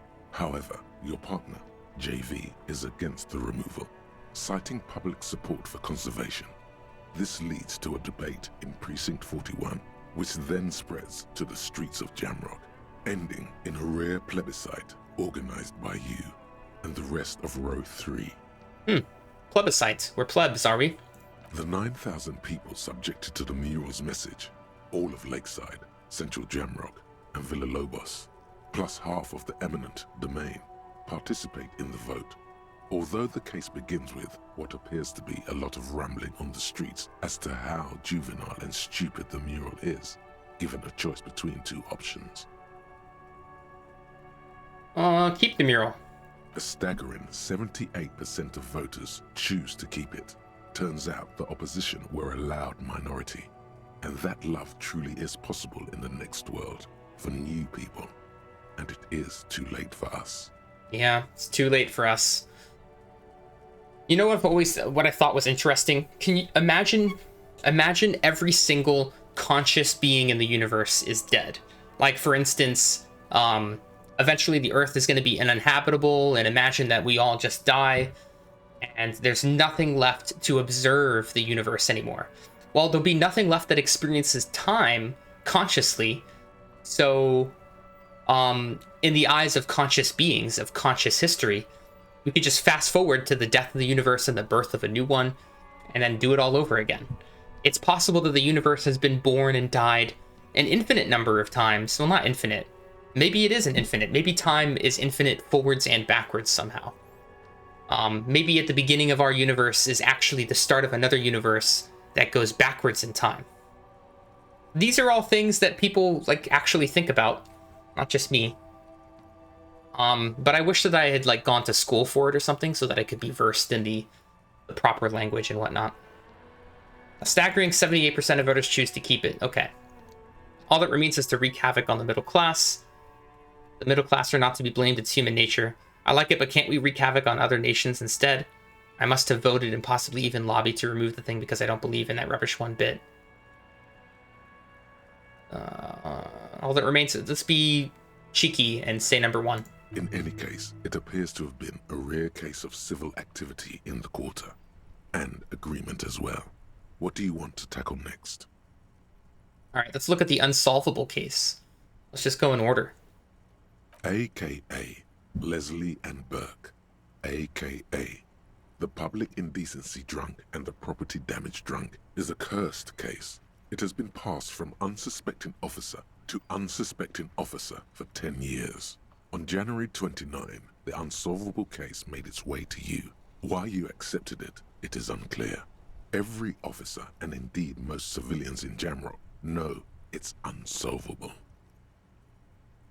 You were so drunk, you didn't remember what it was when you signed on. That, or you were high.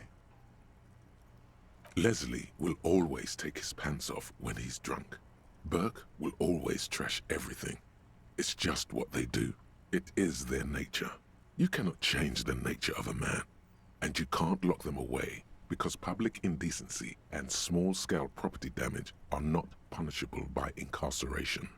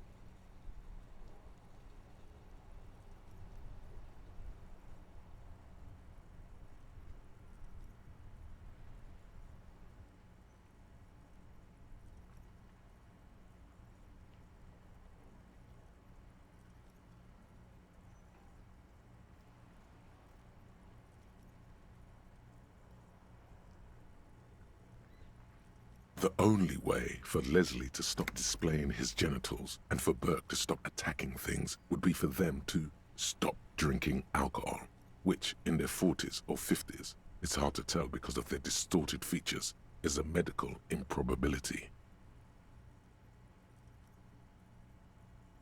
Threatening, fines, dragging them to the station, locking them up in the hellholes they live in, locking them up in the station, hypnotherapy, even trying to get the local gang of Zemyaki to take them out. The Zemyaki gave them ethanol, so Burke and Leslie would expose and rampage even harder. You tried it all, and still the complaints wouldn't stop, as they hadn't stopped for 10 years. Sorry for having my mic muted so long. I had somebody call me and I was multitasking there. It's plain to see from the files that you, Satellite Officer JV, and Special Consultant TH had more important cases to attend to. You uncover cross-reference to several ongoing investigations, each brought to a standstill every time you drive down Main Street. Because there they are, on the corner of Perdition. And what is Leslie doing? Property damage? No, that's Burke. Oh, I got them mixed up, Leslie's sorry. Stick is flashing his genitals, remember? How will you ever solve the unsolvable case if you can't even get that straight? Well, turns out it's pretty simple. The case becomes considerably less comic one day when Burke takes a swing at your ledger. He must have confused it with the property he likes to damage, but the joke's on him. You're also drunk. Drunk out of your mind on potent Pilsner. You slam the hardened plastic board in his face, then proceed to beat him unconscious with it. Eesh. In the process, the ledger sustains damage. The compartment within, reserved for permeable documents, is jammed shut. You stop your assault on the now unconscious Burke to open it, but are unable to do so. The officer began to cry, reports Leslie, who, at this point, is tending to Burke. He came at us, and at us. I think he was trying to kill Burko. While trying to kill Burko, you slowly come around. The permeables compartment is open. You've smashed it open on poor Burko's kneecaps. The good news is, Burke can't walk anymore. Can't get out of his apartment, an invalid. With Burke to tend to, Leslie cuts back on the indecent exposure. Maybe he flashes his genitals to Burke, who knows, but both drunks are off the street. The complaints stop. The unsolvable case is solved. Which is also why the officer responsible narrowly escapes a disciplinary hearing. The end. Do you want to read another one? Not really, but it's giving me experience, so I guess we could run through these. It would be very interesting to read about these, wouldn't it? I mean, there seems to be a square-shaped entry wound in the victim's forehead. She's been sitting there for weeks, on her rocking chair, with a square hole in her skull, staring at the wall, her mouth agape. A square hole. Almost like somebody took a metal coring instrument and just stabbed her in the head with it. That's all you got. From the half hour you've spent piecing it together, all you know is the entry wound was square-shaped. You never found the bullet. And then another body showed up, also with a square hole in his forehead. Oh no. Who knows? Those pages are missing. What next? Geez, look at this stuff too. We've already made a breakthrough on these. All right, so what does this one give us? Breakthrough imminent. Wait, but how do we... It's just imminent, right? It doesn't mean that it's here.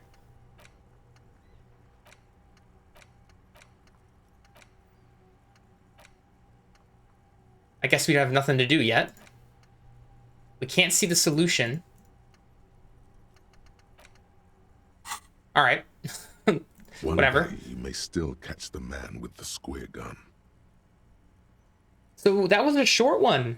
Like, what could make a square bullet hole? Maybe also like a firing rod, like a nail gun, but you put a metal thing in it that's square. Maybe. What about the couch in an unexpected location? Some assholes brought their couch outside and hung out on it.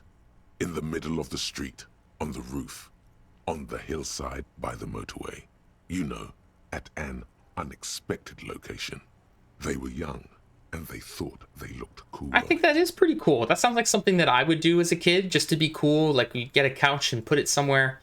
That sounds like a good time. Like a rock band, yeah. Yes, as you said here, insufferable rock and roll assholes.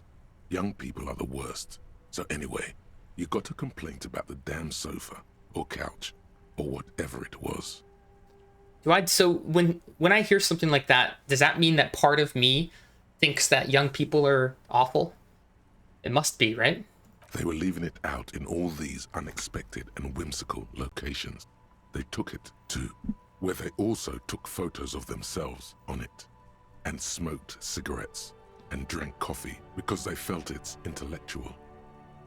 Cigarette butts, coffee cups, stupid couch.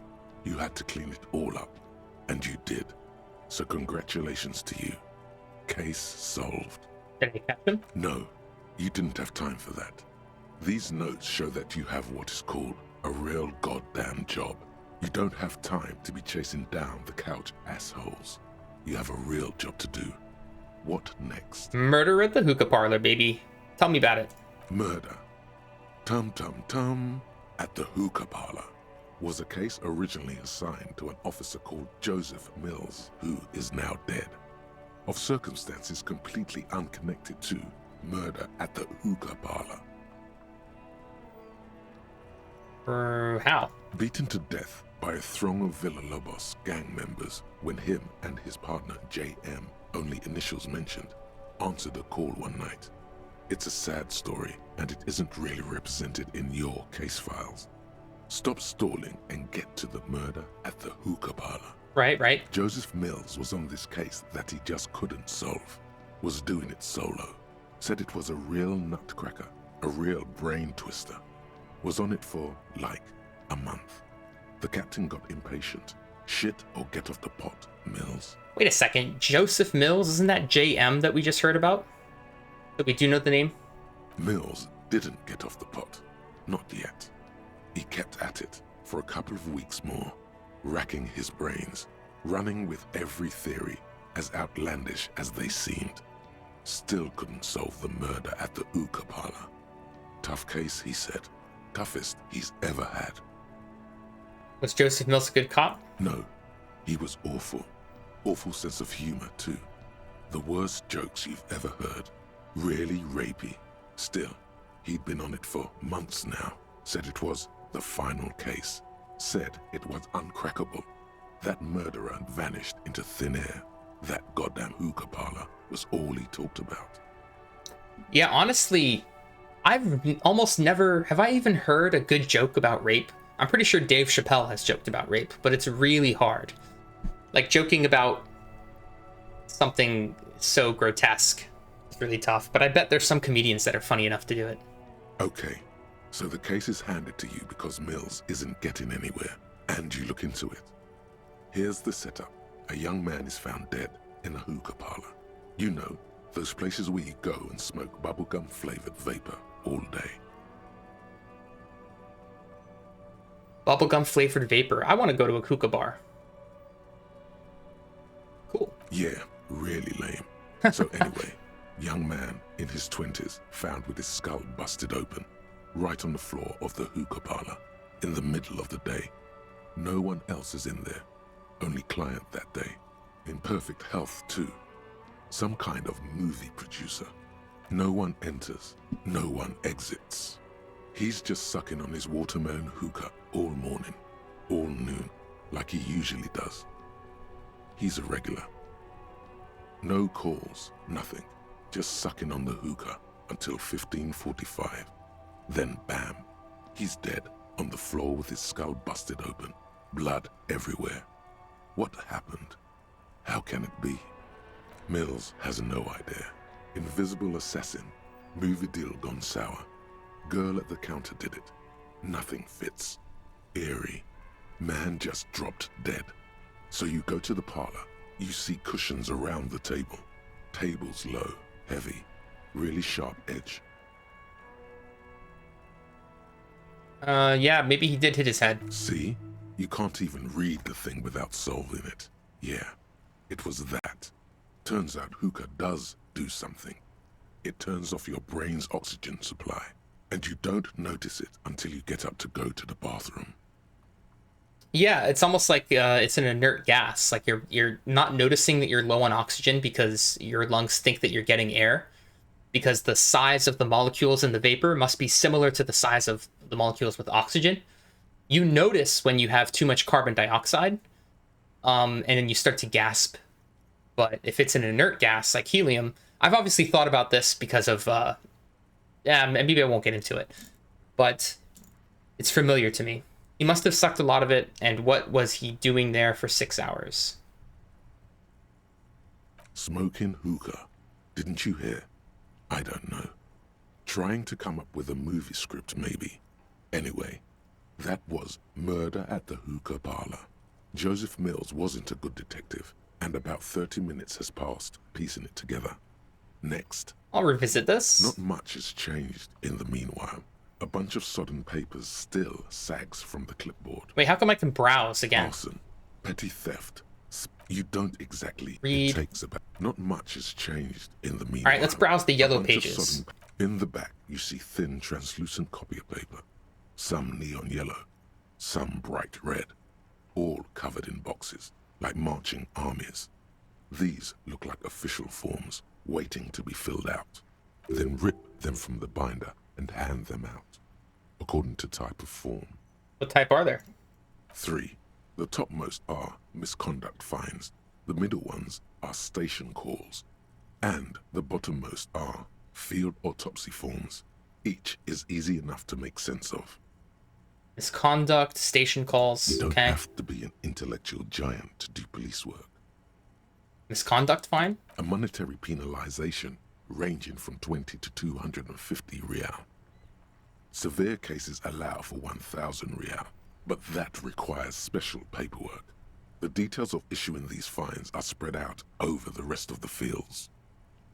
But they appear pleasantly vague. Yeah, I don't get it. These are quite sinister in turn. They give a date and time for the person to appear at the specified precinct police station. Below the call are the criminal charges you risk by not appearing. See. The rest of the stinking cellulose is thin, see-through Field copy, autopsy. a dozen pages of thin copy paper, bright red in color. You see the parameters of a deceased human form waiting to be filled in.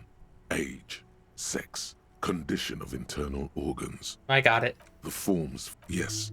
All that remains now is to fill those forms and hand them to people. Fines for wrongdoers, interview requests for bad guys, and field autopsies to dead guys. Wow, the police actually give out the fines. The rest of the stinking We can write our own fine. is much worse for wear. Being sandwiched between the board and the rest of the paperwork must have spared the fragile copier paper. I'm gonna smell it. The acidic stench of rotting food is rubbed off on the cellulose. It now forms the base of the experience. This base surrounded by a faint air of spoiled meat, the stuff of death itself, and then sprinkled liberally with the citrus zest of toilet cleaner. Lovely. It's made of dark blue plastic, hard enough to beat someone to submission with. The edges are rounded, however. The U4 size board feels thick and heavy in your hand. Light shimmers on its wet surface. On the back, you see the embossed letters, RCM. Why would I shake it? Something rattles inside, ever so lightly. Is there a hidden compartment? Permeables. It's not hidden per se. The compartment is made for permeable materials that would get damaged if something happened to it. Ooh. The plastic shimmers like lapis lazuli, but it is not see-through. You cannot see to its center. You know, the only other place that I've ever seen the words lapis lazuli is in Sekiro. For any of you guys who are fans of the FromSoft games, Dark Souls, such and such. But the highest like weapon upgrades in Sekiro were lapis lazuli. With your hands, You 4-sized pages hang from the clip screwed to the top of the board. All right, let's try it.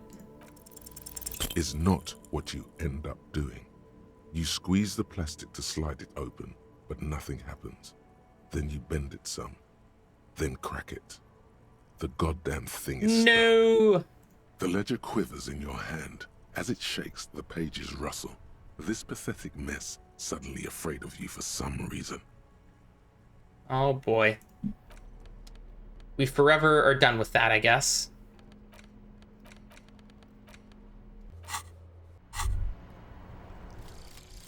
Kingdom of Conscience. The Kingdom of Conscience will be exactly as it is now. Moralists don't really have beliefs. Sometimes they stumble on one, like on a child's toy left on the carpet. The toy must be put away immediately, and the child reprimanded. Centrism isn't change, not even incremental change. It is control over yourself and the world. Exercise it. Look up at the sky, at the dark shapes of the coalition airships hanging there. Ask yourself, is there something sinister in moralism? And then answer, no. God is in his heaven. Everything is normal on earth. That's kind of what I believe these days, is that even though the world seems kind of messed up at times, it's exactly where it's meant to be, where it could only be based off of our past choices. So I still feel like good about the direction the world is going in. Moralist dialogue options heal +1 morale.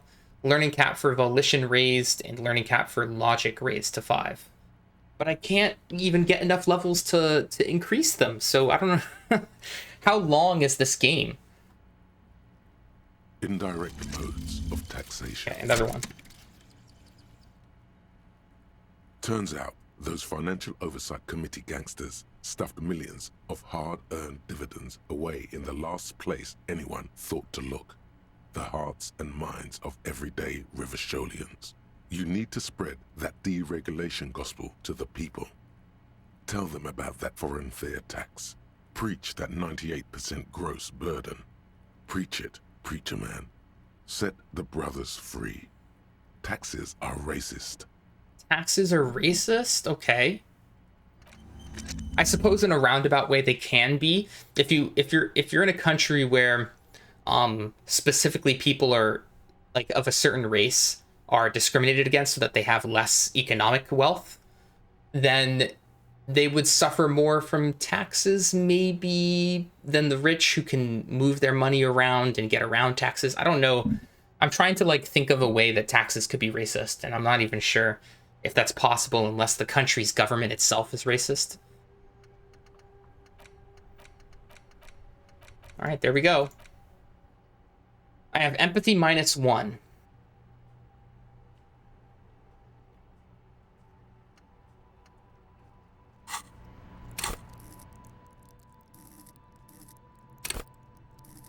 So here's all my skills. My empathy has now gone down by 1.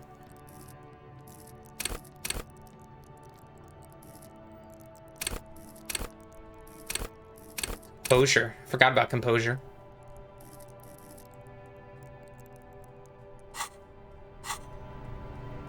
Oh boy. He has to talk. We should think about calling it a day, maybe. The nights are still miserably cold this time of year. You should take care of that, then. Let's talk to him anyway. An officer of the RCM shouldn't be sleeping in the street. We'll figure... Wait, but what about the autopsy? Can we not do the autopsy first?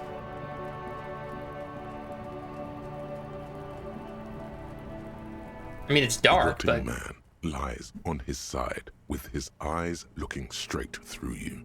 His body is supine and open to intrusion by autopsy. The lieutenant adjusts his glasses and takes a deep breath. Open my ledger. The dead man stares in silence as you crack open the ledger.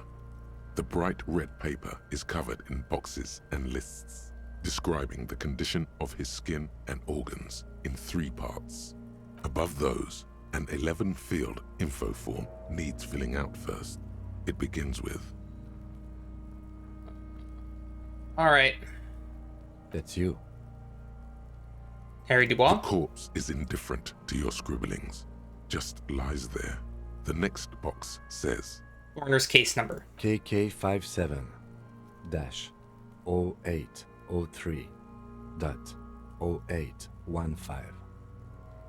You can see me writing in the upper hand corner. It almost looks like that shadow that's moving. Makes me think of somebody writing with a pencil. KK equals Kim Kitsuragi. 57 equals Precinct 57, followed by his date, 0803, and time of arrival, 0815, on the scene. He's indexed the case after himself, not you. Yeah, that makes sense. It's not my precinct. That's because he doesn't want to bring up the messy question of your initials. Next. NA. Next. Date of birth? NA. Roughly 50. Okay, the victim is what we're talking about. Dry 40. The damage is so extensive, it's better to err on the young side. All right, I'll write around 42. He nods. Race? Mondial. Fair to olive-skinned, from the Isola of Mwindi. This is as vague as it gets.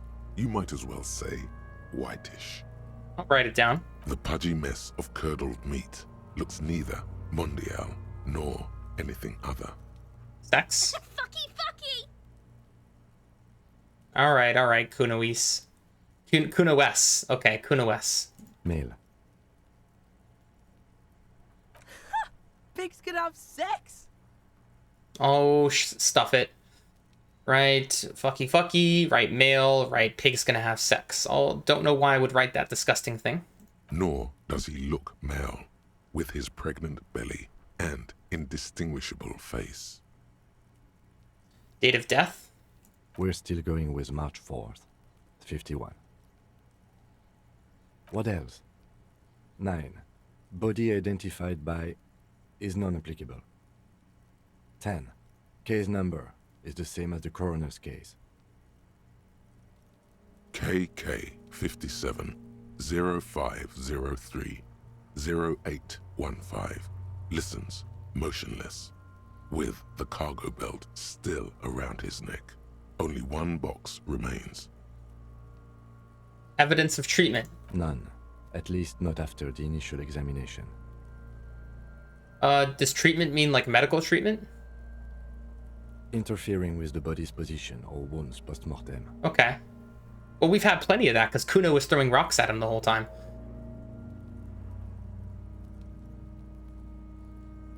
I'm not so sure. A silent nod. The lieutenant places his gloved hand on the corpse's chest, as if in preparation. Your central nervous system recognizes this gesture.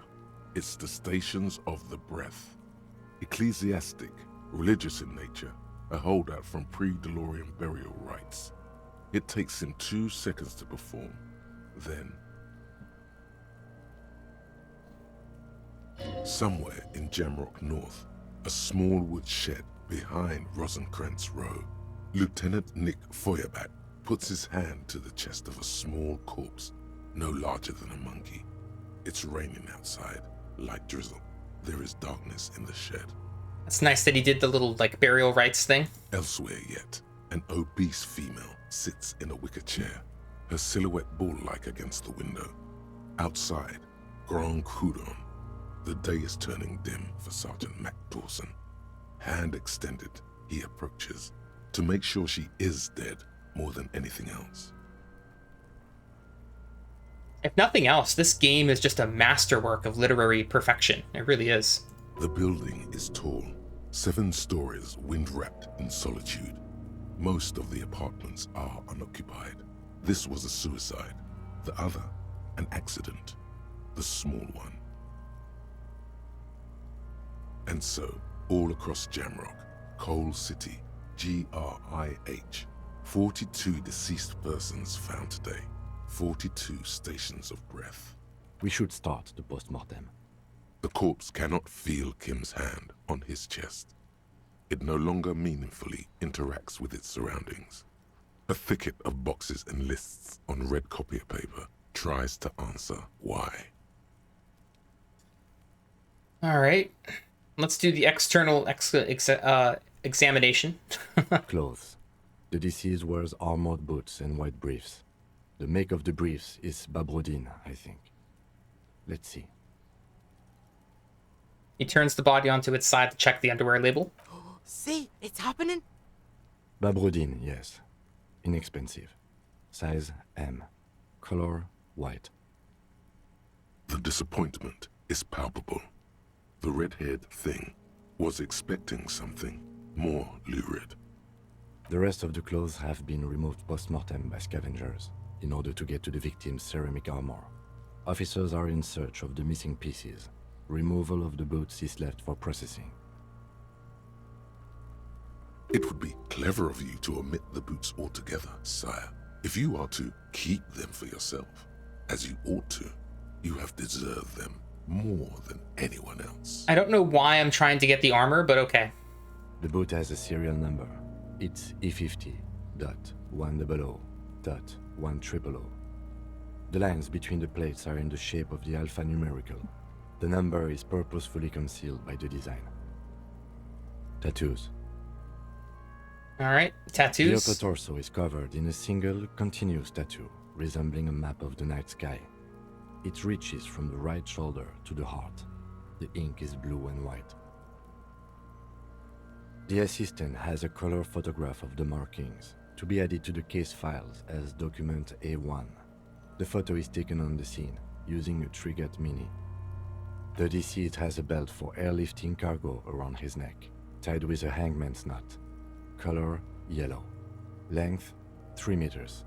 There is a buckle on the other end. Alright, we're writing it down. Well nourished, athletically built, measuring 1.8 meters. Generally consistent with age 42. Preservation is good. Ambient temperature below freezing. Body hair is light brown. Distribution is consistent with the age. The deceased had male pattern baldness. Hair is combed back, short. I've actually seen, I know someone who has female pattern baldness, because I always used to wonder, you always hear about male pattern baldness, but pretty much the only people who are bald are men. But female pattern baldness is basically your hair just gets really thin, like super, super thin. And you can like see through it, your outer layers to your scalp, like it's just thinning of the hair, that's all. Touch the corpse's hair. And then male pattern baldness, you literally lose like all your hair, starting at the top, the front and the top. Probably not all of it, because you do still have the ring. It's the fabled ring of hair. Write it down, short, light brown. Why would I touch the victim's hair? Lividity is consistent with hanging. The head is congested. Contusions are present on the head, chest, and thighs. Consistent with stones thrown post-mortem. Low velocity. Fucking low velocity. You think Kuno doesn't know what you're talking about? Velocity was fucking max. Alright, alright. I just hate overconfidence. Talking shit about Kuno's velocity. Delusion. That's what it is. In addition, there are bite marks on the face, scalp, and chest. Consistent with predation. Amend for high velocity. Ligature mark. Lieutenant produces a small folding knife. With the other hand pulling on the belt, he starts cutting into the polyester. The stench is horrid. After a while, it's obvious the material cannot be cut. The steel wiring. There's too much of it. We need to remove the belt so we can get to the ligature mark. You got just the right tool for that. The chain cutters. Good thing we got the chain cutters. Always good to think ahead. Now... He points to the rope squeezing the dead man's neck. You know what I just realized? Like, having all of this stuff in our inventory, it's kind of weird. Like, am I carrying a bunch of tools around with me and my book everywhere? That's a hassle. I'm one of those people who hates to have things to carry. Like, when I'm out and about in the world, I want to have nothing. I wish that I could just have a bracelet. They kind of have this, don't they? we just... Oh, My shit. pig is gonna fuck his head off. Okay, we're not gonna cut the head off. But it's basically like having a phone now where you can just use electronic payment and you only really need the phone. I want, like, the wristband that you only need. That'd be cool. No, he ain't. Your pig's a boring fuck. Look for a good spot to cut. The belt is equally tight around the whole circumference of his neck, swelling over the edges like white bread. All right, we'll rising try. From the east. You jam the cutters right under the knot. That seems like a smart idea. Yeah, somewhere there. Already they're buried deep in the man's flesh. Then you rotate them to get a better hold. Then... Fuckity fuck. The lieutenant looks by, somewhat worried as you summon power words to your aid. Rotate some more. A really, really bad smell is coming from there now. Enough. Cut some. Kind of cracking sound. Oh no, the head's gonna come off. Yeah, fuck him. Fuck that faggoty. Corpse fucking time. Told you my pig was hardcore. I should have a go first. I think I have a strategy. Alright, I'll let him. He sinks the cutters into the knot, preparing to perform the cuts, with his elbow to his knee for precision. I can picture that, how you, like, put your elbow against your knee to stabilize your grip. I could totally see that. Snap. The knot is slashed. Another cut and the belt falls apart like a flower bouquet, revealing the dead man's neck and the dark red ligature mark around it. Here. He kneels closer to the body, running his finger along the dark red groove until he comes to a gap. The rope rises to a point, leaving a gap in the ligature mark. The suspension point is in the back of the neck, on the nape. Yeah? Hemorrhaging is observed on the skin, above and below the ligature mark. The mark is well pronounced, consistent with a drop from 1 or 1.5 meters. Write it down.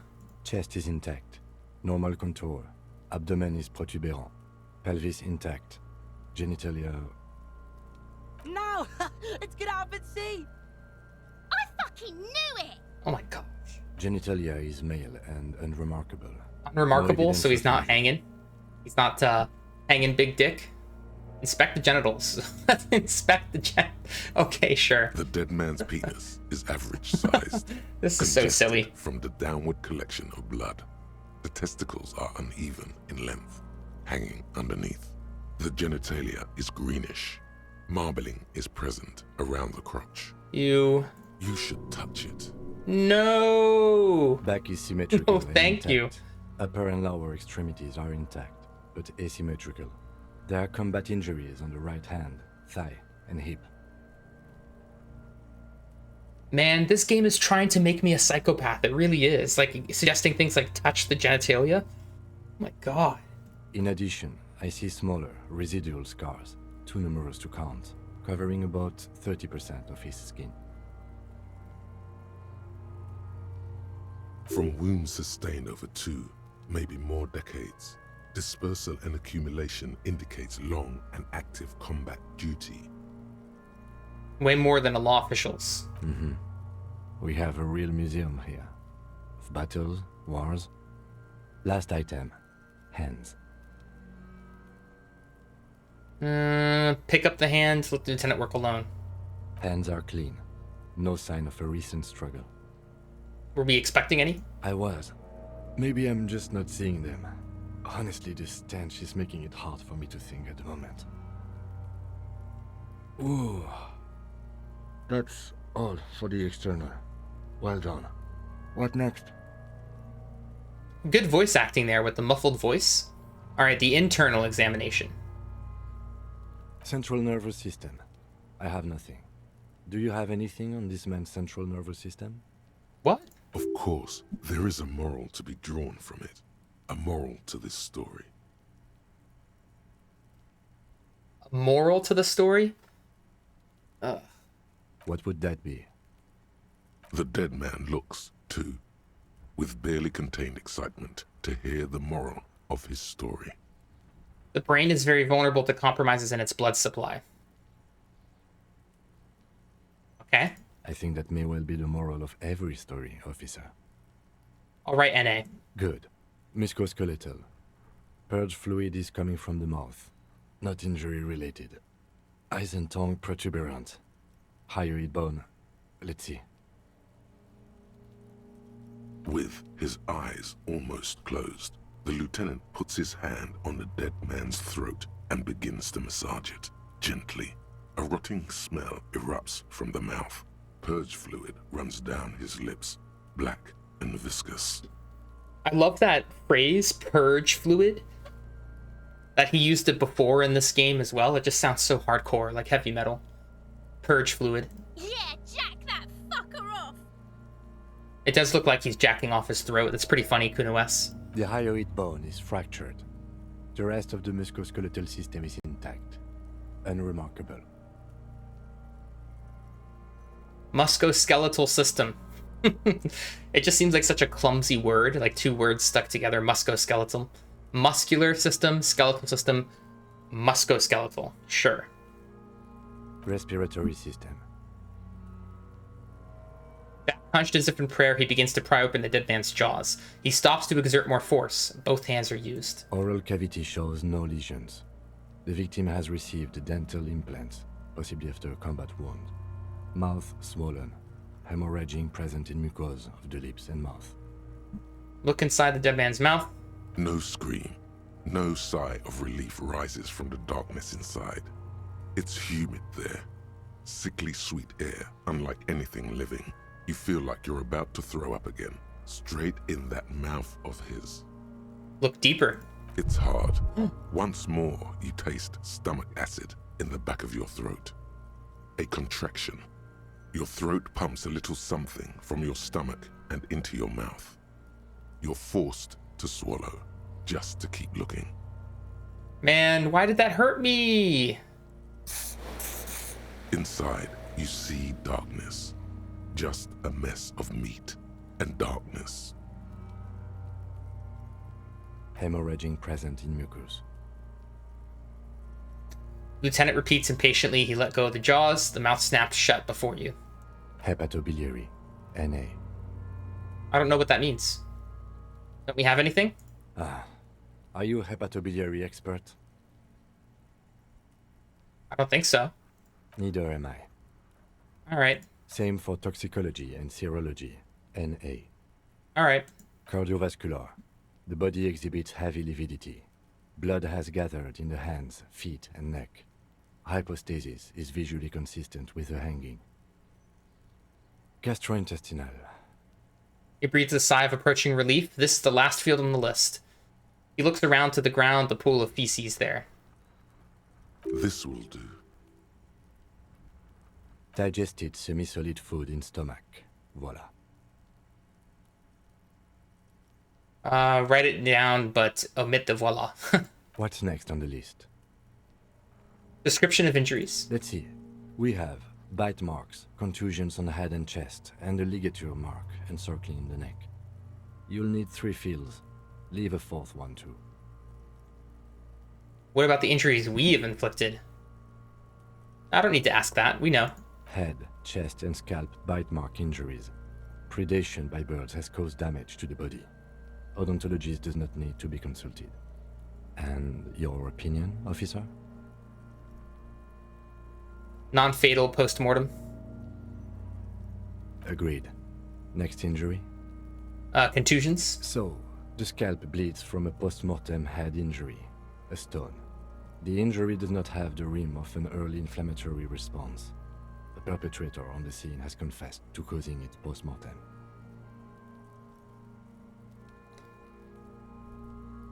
At maximum velocity, fucko! Has confessed to causing it at maximum velocity. I'll write it down. Coagulated blood sticks to his scalp and chest, where the countless stones have hit the dead man.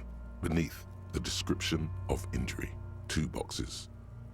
Yep, non-fatal post-mortem. Right. Next? The ligature mark. What's the 4th injury field for? Nothing. Just in case. Ligature mark? A dark red abraded ligature mark encircling the neck, with a gap on the nape measuring, let's say, 7 centimeters. The hyoid bone is fractured, the cervical column intact. I see hemorrhaging on the skin, above and below the ligature mark. Depth of the mark, 1 centimeter. No signs of clawing on the neck. I'll write it down. Below the note, 2 customary boxes wait to be ticked. The man's head jerks to the side. The ring around his neck is visible. Opinion, fatal injury? That's it. We have established cause of death. It's not much, and it leaves much to be questioned. But it's a start. Yeah, it's really not much of a start. We barely know anything. Let's wrap this up. I pronounce this field autopsy over. New skill point.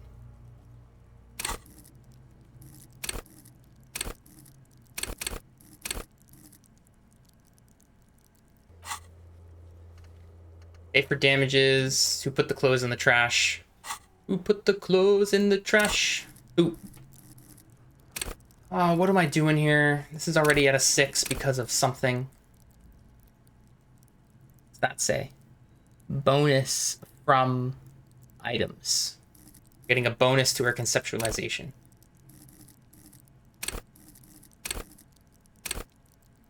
I feel like I should get these leveled up.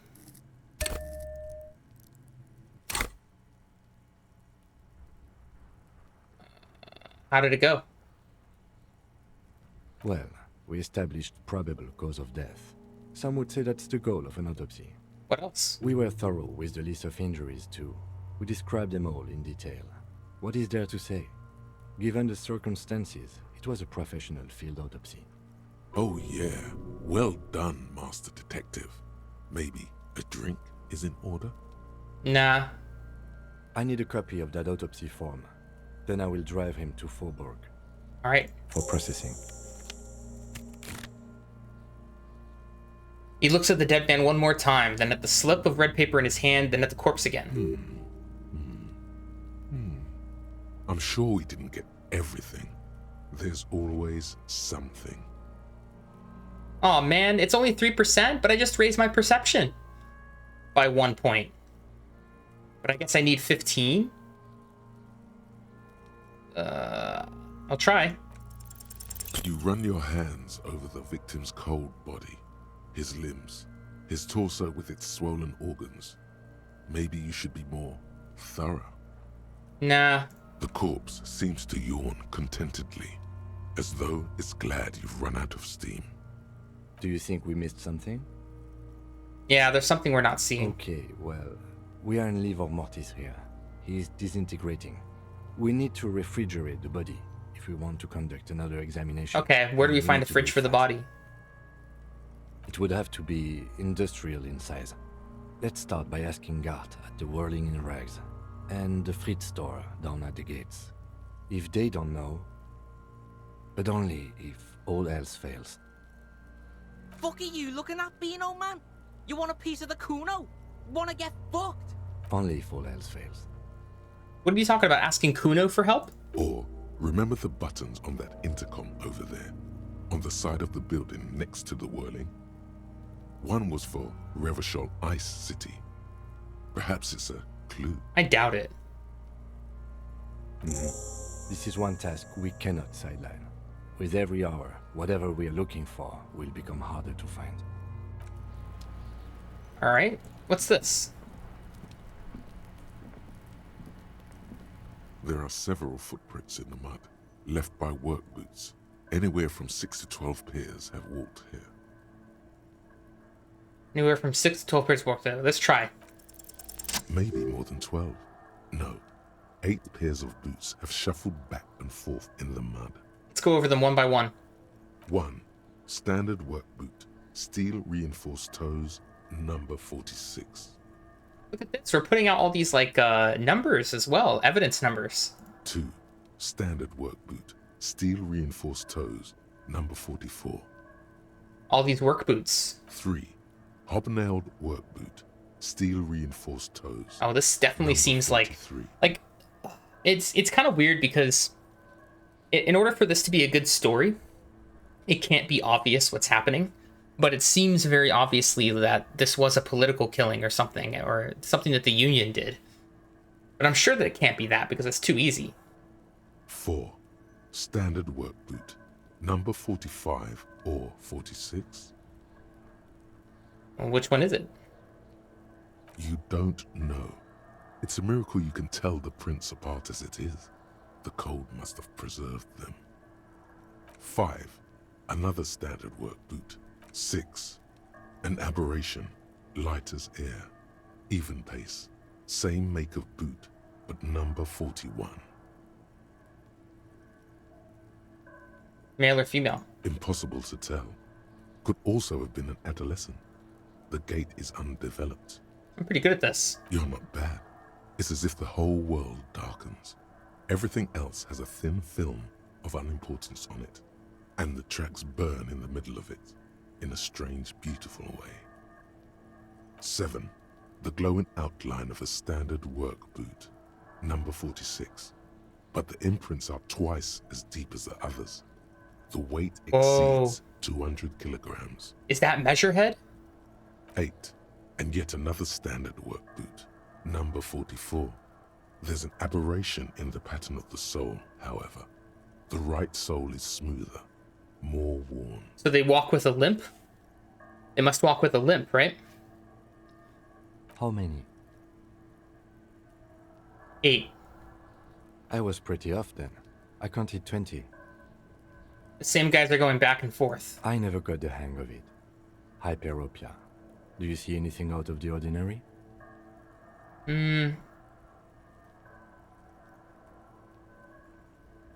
Yeah, there's a couple things, but let's talk about the heavy one. 200? Could it be the combined weight of two people, one carrying the other who's tied up? Let's say a heavily built worker carrying a similarly built, soon-to-be-dead man. Oh. He might be right. 200 kilograms of living weight is Sorry, I didn't recognize 200 kilograms was odd at first because I'm in America and we don't use kilograms for weight. So I really have no concept of how much a human is supposed to weigh. But 100 kilograms sounds heavy. So we're probably not 100. I'm not sure. Possibly, yes. But why? You're thinking, why did they have to carry him? Yes, they could have used a makeshift stretcher or just march him up to the gallows.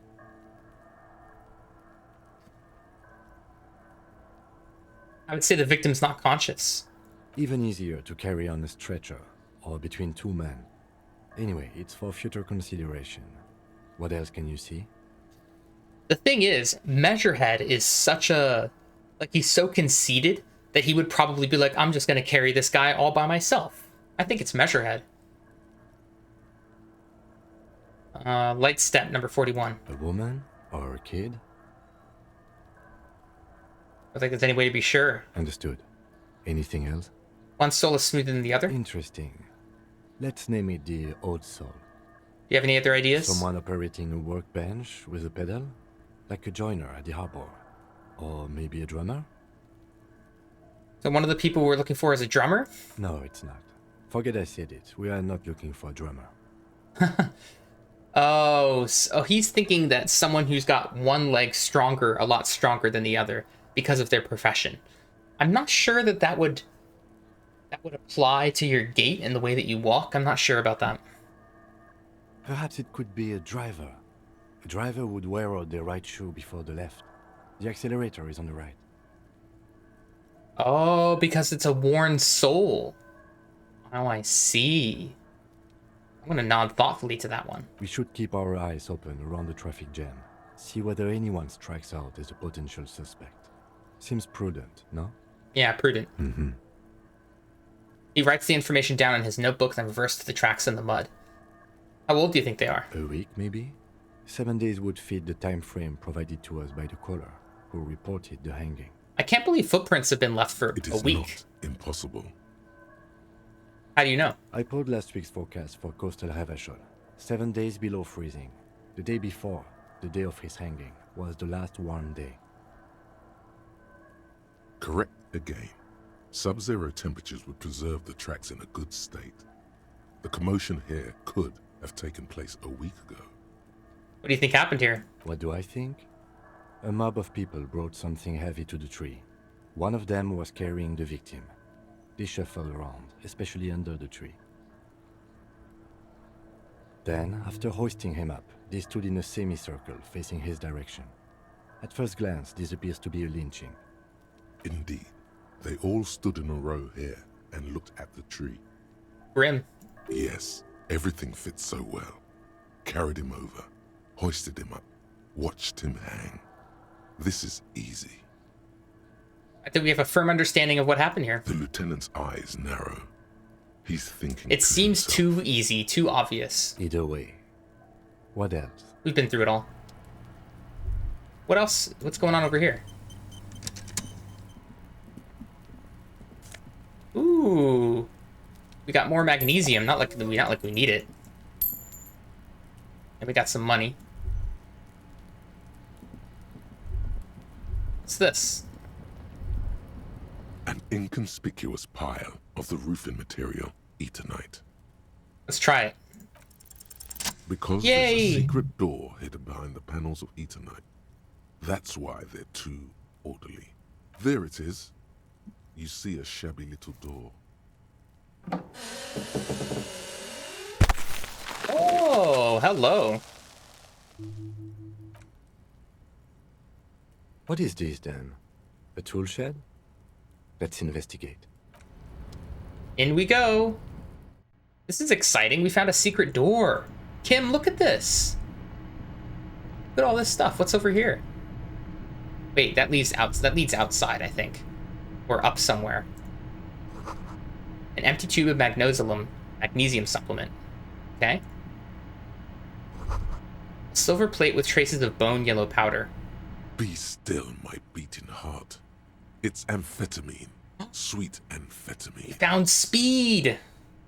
The lieutenant isn't studying the powder in the mirror. He's studying you. Uh-oh. There's a good vague way to ask where he stands on drug use. Professionally, I mean.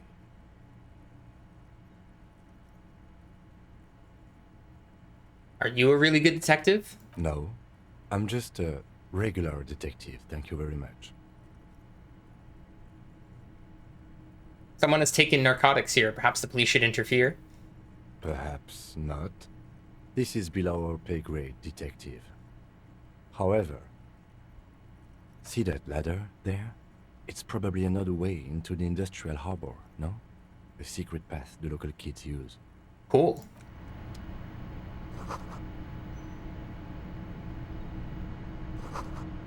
Cured pig's head. It looks mummified. Oh yeah, there's a pig head right there. I didn't even notice that. All kinds of dusty objects on the ground, too. It's kind of hard to tell. Oh wait, what's this? More Real.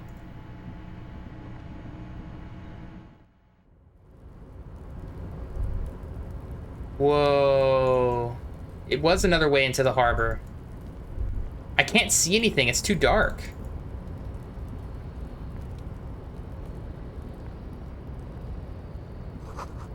This doorway's gonna collapse soon.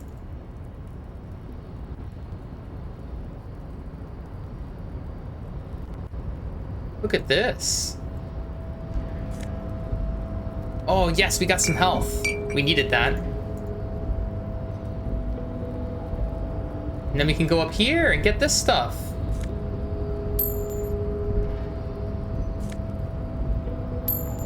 There's a little secret hidey hole that we found, huh?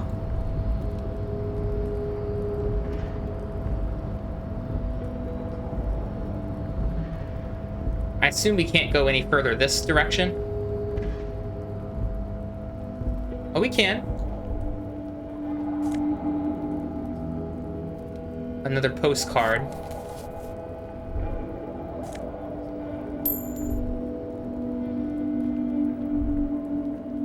Alright, looks like that's explored.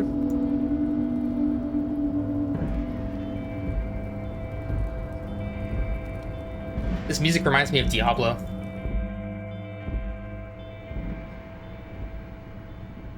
Alright, let's go. About time to end the day. Looks like the day doesn't go past 2 o'clock. Like the time has stopped. Yeah, it's everything over there. But we also have to find some way to refrigerate the guy. An old call box with a matrix of push buttons lists all the companies in the East Delta Commerce Center. Silence. No one answers the doorbell. Silence. No one answers. Silence. No. Silence. Silence. Alright, that doesn't work.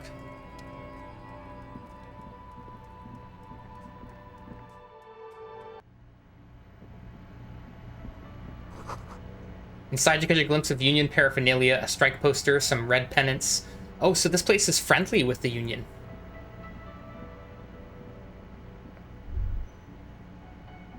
Can I help you? I am in need of a fridge. Yes, yes. For the dead body. You want to put a dead corpse into my fridge, right? That's the gist of it. Well, I have a fridge, and you're not putting it here.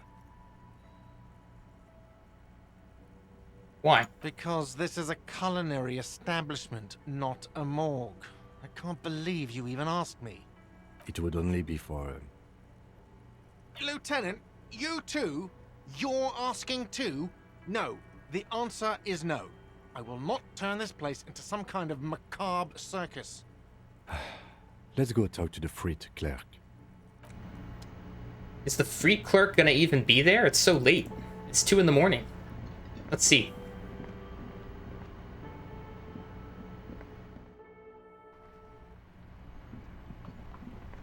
I think the Frit is over here.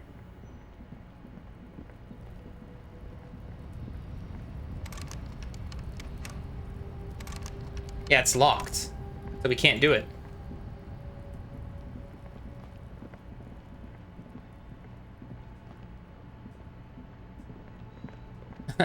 I'm using the mouse to navigate, but it's kind of funny because it's not very smooth. Every now and then my cursor will go too far in one direction and my guy will stop running. Let's just talk to him about what I owe. You? Yes. Have you got it? Can I pay with this check? How much do I owe you again? I'm going to come to some sort of arrangement. I'll show him the check. You must be joking, right?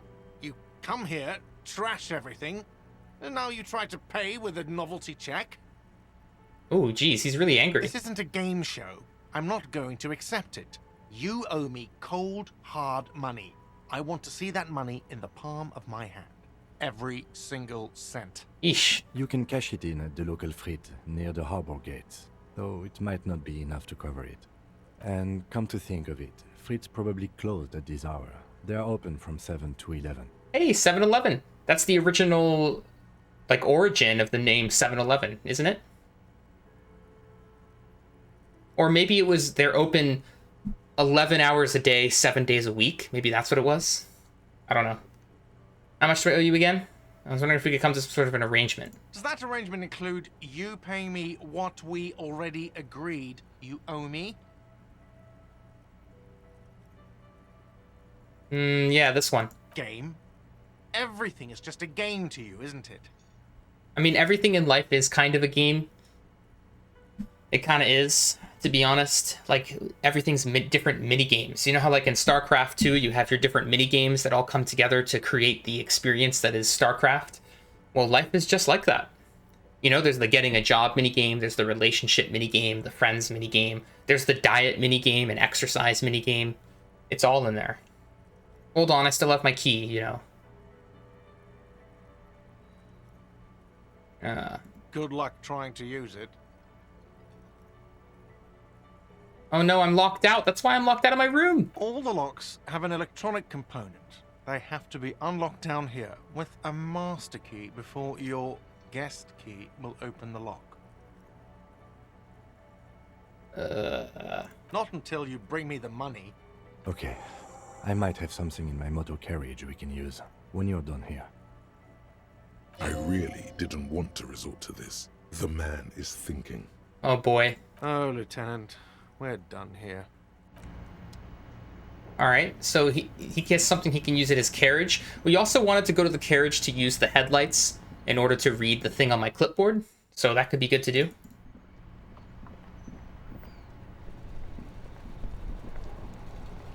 Inside, you see a set of steering levers, a radio microphone. I have something here we could sell. Look in the back, in the suspect transport enclosure. Transport enclosure?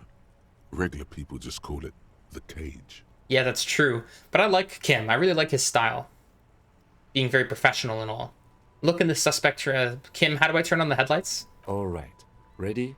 I turn, you press start. It's next to the preheater. Press engine start. The dashboard lights up with orange glow. The rounds per minute gauge jumps, and the engine of the Caprice Canadian comes to life with a whiny growl. That was ominous. Like a leopard waking from its sleep, yawning and roaring at the same time.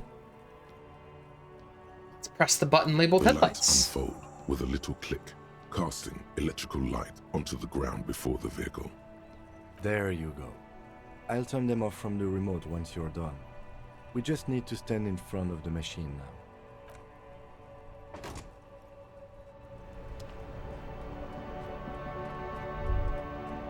As you hold your ledger's clip under the headlamp, an iridescent hologram appears. A street grid and the veins of a great river. A familiar sensation washes over you. A street grid in the veins of a great river. There she is. Revachol West.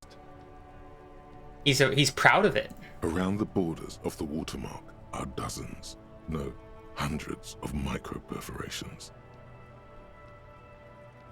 There are many of them, and they are divided into 3 separate rows. The first row has 18 dots. And the next? The next is the longest. It runs all the way around the border, and then some. You count 216 perforations. Considering that nice, large number, a wave of pride washes over you. Though you can't say why, precisely. Wow, look, my moral is in good shape, huh? The last row has 3 perforations. Morale. That's it? That's it. Those are perforations. They represent your record as an officer of the RCM. They are your statistics, as it were. I should have guessed you'd keep a record. Officers often do. Let's take a look. Alpha male officers who are proud of their numbers often do. It's meant. The first row represents your years of service. 18 years. Okay, not bad at all. What did you do before you volunteered? Whoa. I walk the land telling whores and liars of the end to come. There are 9,855 days remaining. Who thinks of this stuff? Who did this? Who wrote this? Probably some boring office job, same as everyone else. I feel like I just went around apologizing all the time. Anybody feel like you do that a lot? You really think I have any idea? Fair point. Let's move. This next row, the one that wraps all the way around, is your number of closed cases. Closed is good. It means finished. You've got, let's see. Wow, more than 200. I'm an expert detective, apparently. It's quite a lot, even for someone who's been on the force for nearly 2 decades. Usually, clearing more than 10 cases a year puts you in the 90th percentile of all RCM officers. I'm like a super cop. I'm starting to feel proud. Obviously, vicariously through the character in the video game, I'm not a super cop, but I feel proud that the main character is a super cop. Oh, look, he says it right here. He used to be a super cop. Call it what you want. You are a valuable member of your precinct. Now, let's look at the last row. Right. Those are your confirmed kills. You've got precisely 3 perforations there. Confirmed kills. Whoa. Confirmed kills. That sounds pretty evil. A drink would soften that feeling. So I'm a killer. For an RCM officer, especially Precinct 41, which is in the Jamrock quarter, it's rather tame. I mean that in a good way. There are certain officers who treat their kills like some kind of ghoulish game. If they do happen to solve a case, it's usually by accident. It's obvious the lieutenant doesn't think very highly of these officers. But it seems as though you are, or at least were, one of the good ones. So we have that to be thankful for. You ever killed anyone, Kim? Yes. Maybe I should pour one out for the boys, the fallen. Thanks for this. The lieutenant nods. Let me look at the shimmering grid. The rectangular watermark is overlaid with the logo of the RCM, and yet the major arteries of Revachol are all recognizable. They shimmer in the Kanema's headlights. Where are we on this? Let me see. Right here. Seems nice. No, it does not. Okay, let's go. Right. I'll go turn off the lights. You can now see your statistics on your journal page, to the right of the task description. Superstar Cop 1, Apocalypse Cop 1, Sorry Cop 2, Boring Cop 2. I'm a communist. Let's see, communist, fascist, ultra-liberal, moralist. I would think I'm an ultra-liberal. For sure. Good cop, bad cop, 6. Honor, 0. People killed, 3. Cases solved, 216. Years in service, 18. I thought it was 4 people killed. 4 confirmed kills.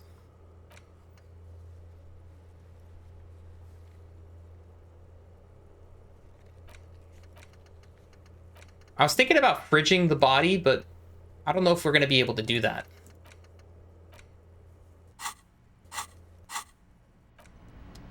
Alright, let's do the other thing. Grab this thing to sell. Inside, you see a set of steering levers, a radio mic. I have something here we... Transporting clothes. The cage at the back of the motor carriage looks rather uncomfortable. 4 shiny hubcaps are stacked against the seat. Their silver edges sparkle in the dark. I confiscated these 4 a little while back. We can take them to the pawn shop down by the Martinez Canal. Oh, wait. Really? The pawn shop? Are they going to be open?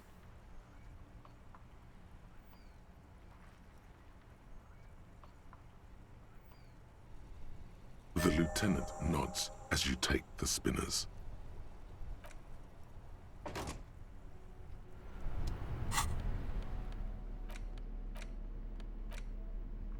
Radiant spinners.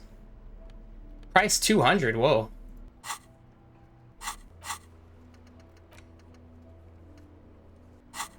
But we can't go to the pawn shop now, can we? I don't even remember where it is.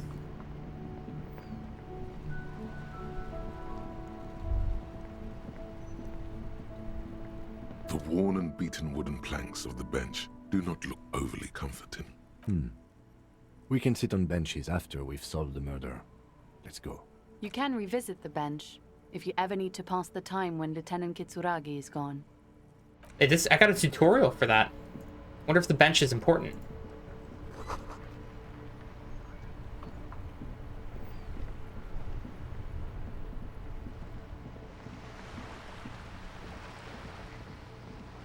Pawn shop, hello.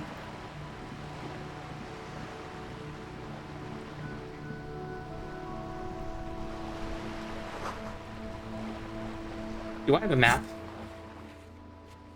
Fisherman shacks, there's the church, hanged man. This does not help at all.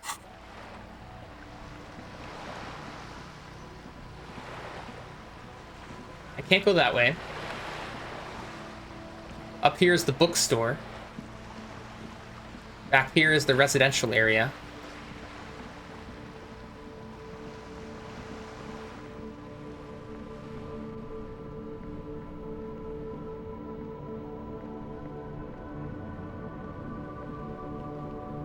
Can I really not go further this way? I can, right? Whoa. What's that?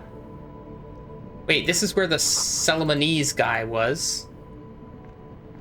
He's not out right now.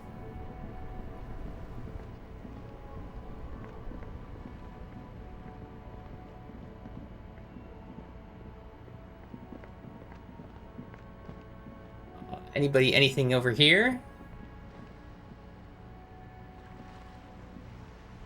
No? Is this the pawn shop? It is the pawn shop. I found it. Greetings on this fine night. What brings you here? Well, that your bit is still open. The pawn shop is always open.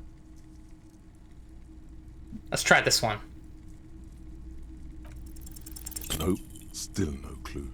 You obviously haven't been doing enough drugs lately. It's locked now. I want to ask about my missing gun again. Sure thing. Maybe.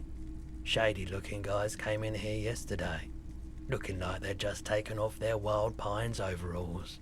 They asked if I have a police weapon to sell. I told them I already sold it. They went their way. It was a trip, but you know, all sorts of people come here, asking for all sorts of things. Maybe Claire really is tracking down your gun. Sure, man. Yes, we'd like to sell these hubcaps. Roy takes the hubcaps from the lieutenant and inspects them. The spinners appear iridescent in the dancing light of his pawn shop. Yes, these are very, very good. Did you defraud some foreign prince for them? Jump a mesk banger? No matter. I'll give you 200 real. No one was defrauded or jumped, I assure you. He explains as the pawnbroker opens the register and counts the cash. Of course. I meant no offense. 200 real for you, officer. Delightful doing business with you. Thank you. Here's the 60 real you need for your bill. Do not waste it. The rest is for him, to compensate for the pain of being separated from his radiant spinners. Anything else you're thinking of selling? I'd like to sell my clothes. I have this fantastic photo. Oh, no. I don't like those kinds of objects. No sale. Aphotic paths, counter-radiance networks, anti-magnetism. It's darkness. That's all I know. Sell me something lighter. You have absolutely no idea what aphotic paths are, but the tattoos on the man are not that.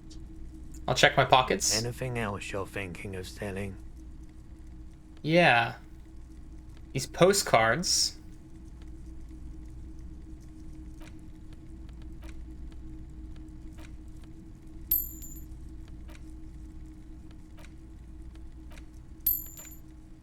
And then we'll sell this one too.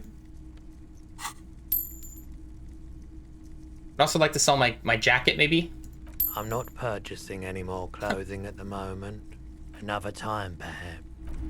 There we go. Now we look at that. We've got 71.98 Royale. Of course, we really have 11.98 because we have to give 60 of it to the guy. Back at where we are staying, the Whirling Rags.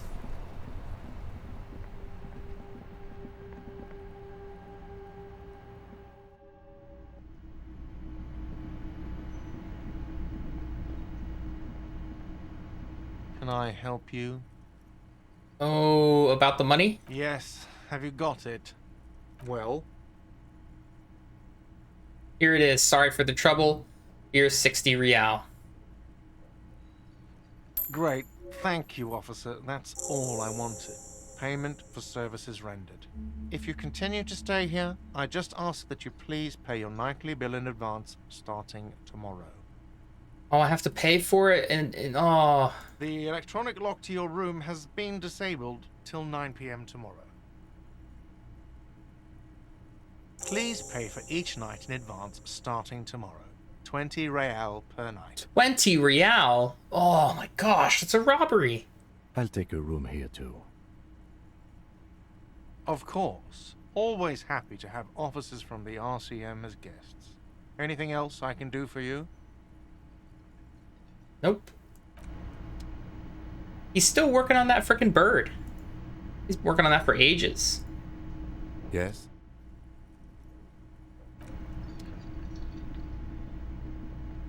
Alright, so do we just go to our rooms now?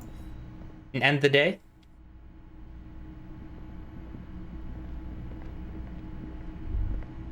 You should pick that fat, juicy cigarette butt from the tray, light it up, and smoke the living shit out of it.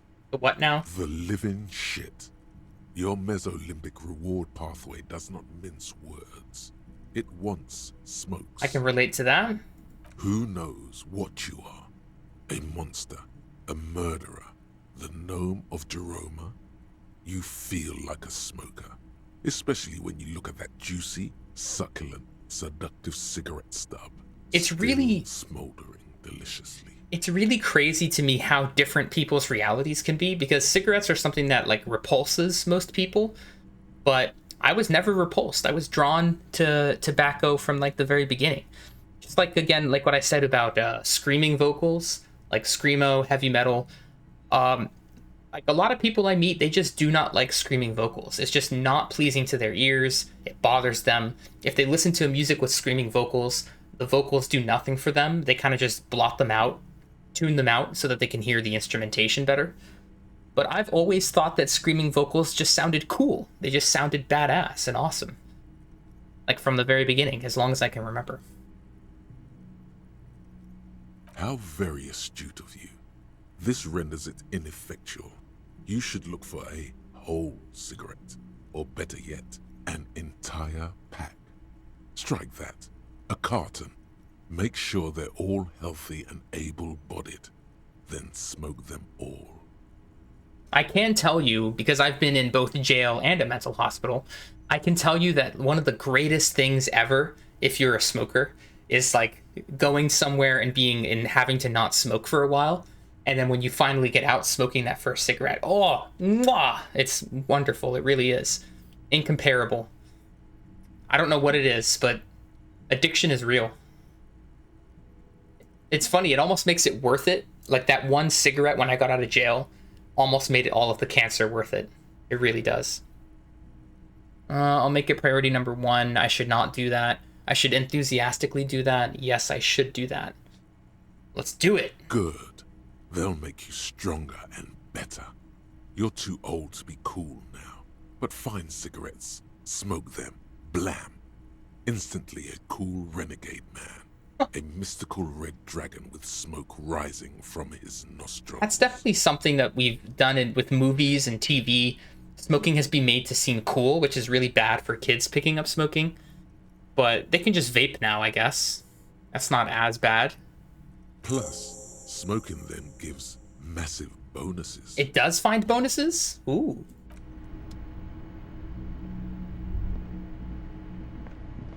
So if I do this, if I go in this room, what is Kim gonna do? This is the door to the room you redecorated. Good night, Lieutenant. Just a moment. We should talk about our progress on the investigation. Let's go out to the balcony. Oh, nice! Yeah, let's go. This is gonna be a great way to end the day. The air outside is brisk.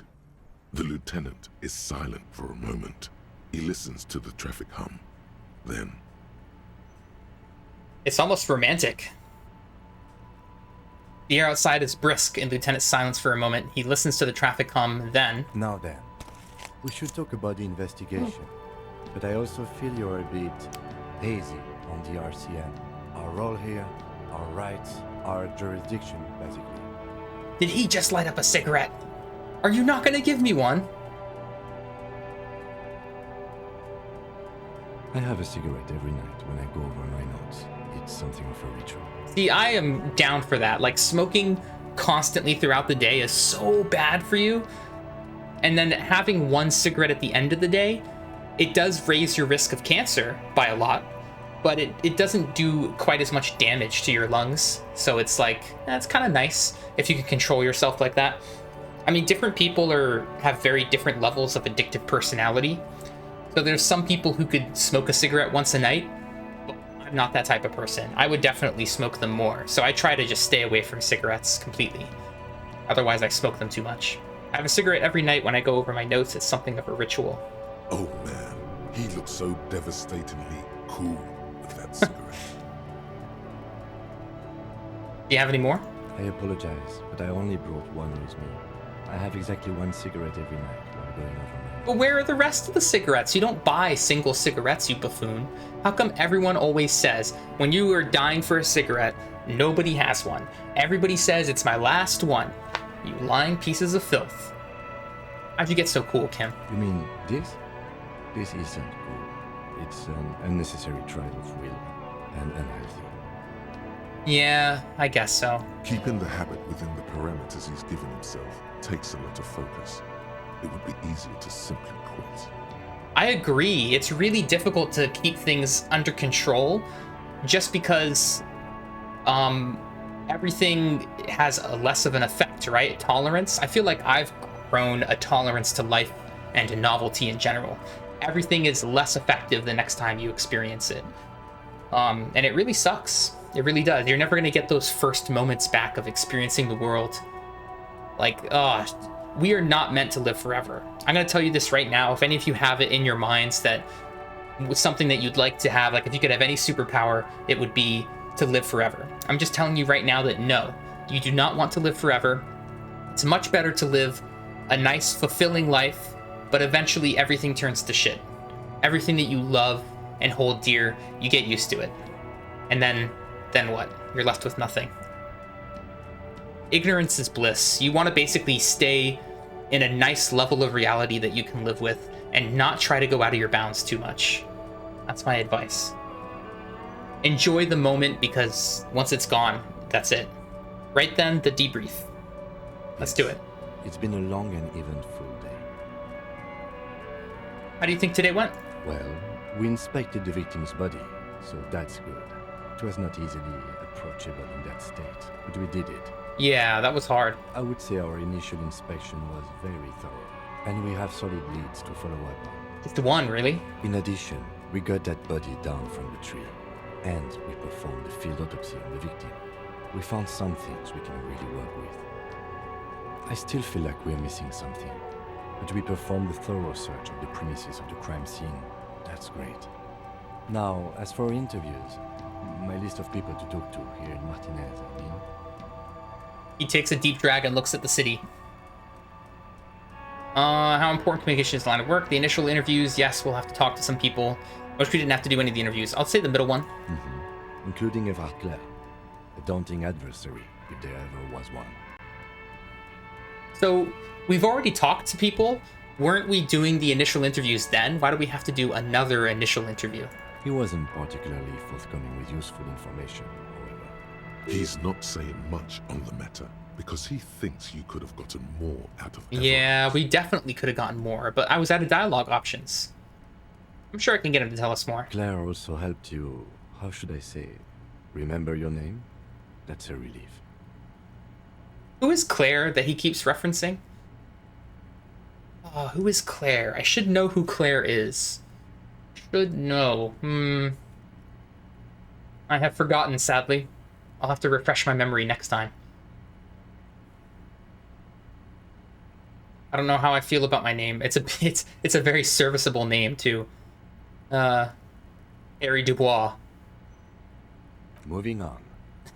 We tried to interview the Wild Pines rep, but she asked us to do something for her first. Fine, so be it. I look like a homeless person. I need to get my act together. I have a feeling Joyce knows how dangerous the situation really is. We have to get her to talk to us. And he purses his lips. If Kim is emphasizing something this much, it really must be important. Yeah, I think it is very important. Above all, though, today was exhausting. What's with all the running? You run a lot. Is that a standard Precinct 41 practice? It's really funny, because I bet you if you didn't do a lot of running, there must be some way that they track this. He wouldn't say this.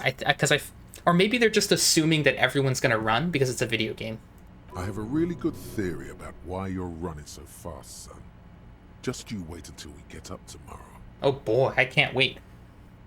I'm like this though too. I like to run. Like if I'm going to a grocery store, I like to run from the car into the grocery store rather than walk. Is that weird? Probably. I don't like to waste time, you know. My mind moves fast and the rest has to try to keep up. I'm trained for a long distance run. I want to raise money for charity. Yeah, that's just how we roll on Precinct 41. I don't know why I do the things I do, Lieutenant Kitsuragi. I don't like to waste time, you know. My mind moves fast and the rest has to try to keep up. Boom, number 1. It's impressive, especially for a man your age. And in those hills. Nice shoes, by the way. I like the green. Goes with the orange. He smiles suddenly. Oh, this is a nice little bro moment. Say nothing. I'm just gonna say nothing and look into the night. The dying lights of the city shimmer below. Slowly, like luminous clouds, they pass on his lenses. The lieutenant looks at his slim cigarette, contemplating the next drag. It's almost romantic. This soldier is the highlight of the day for me, he thinks. This little stick right here. It can become like that, I suppose. An aerostatic passes overhead, the whiskers of its floodlights on the ground below. Kitsuragi's glasses light up as he looks to the sky. 2 glowing circles. They really don't like us here. And the mouth on that kid, Kuno. It's different inland, in Jamrock and the GRIH. Why are they like this? It's our fault for leaving this place to the dogs, to the Union, to the company, not daring to come here more often. This place has fallen between the cracks, the jurisdictions of our 2 precincts. And in Jamrock and the GRH? We run this city. West of the river is RCM land. He looks at the dark silhouette of the equestrian monument cutting into the night sky, so that's down south. It's incredibly hard. Human beings are... But we are in control, and it's worth it. The organization works, our systems work. If they didn't, the city would disintegrate. Hope our investigation will help improve the situation here, at least do some good. Me too. But I wouldn't count on any drastic changes in our lifetimes. Man, change is never drastic. Well, it is sometimes, but change is usually not drastic. It's usually slow. He is very tired, but the dark circles under his eyes make him look younger, not older. Huh. What are our powers exactly? They're quite limited, actually. The power officers of the Revachol Citizens Militia exercise most frequently is imposing fines of up to 1,000 real for offenses, in accordance with an interdepartmental schedule. Why not more? The RCM's primary role is to ensure safety. We are not really supposed to play any part in the economic structure of Revachol. Wouldn't that be an easy power to abuse? Yes, although indirectly, as citizens can always request records from their local station. Officers of the RCM have been known to take bribes of less than the prescribed fine amount. It undermines trust in the RCM. We can arrest people, of course, but rather than bringing someone in directly, it's preferable to serve a station cold slip. It prevents confusion and overcrowding. How can you be sure the arrestee will show up? You can't. Those who don't show up become fugitives, though, and have fewer legal rights when they are eventually caught. It's about power projection. Thus far, they seem to mostly show up. Yeah, someone resists? As you may have gathered from the fact that we are expected to carry a record of our kills, like the one in your watermarks, we are permitted to use whatever force is necessary, and strongly admonished not to abuse that power. What happens to the people we convict? So if I kill someone on duty, it doesn't matter? You have to supply compelling evidence for why it was necessary to use lethal force. In these cases, your partner is usually your witness.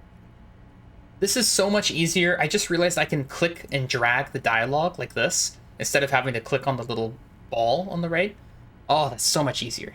Not a good position to be in, by the way. Internal Affairs handles these cases thoroughly, by cross-examining you for inconsistencies. It is hard to cover for anyone, which is for the best. What happens to people we convict? We don't convict. We arrest and send them to coalition government courts in Couron and La Delta. The prosecution works off our testimonies and records, which is why it's paramount to keep them. The coalition government, and the moral intern more broadly. The RCM was formed by the coalition government to restore order in the international zone after the revolution. So we did. Now we attempt to maintain that order. No more, no less. So the RCM is almost like a paramilitary group. Like they were a military that maintained order, but now they're a police force. It's really interesting. Or perhaps it is better to say we were allowed to form.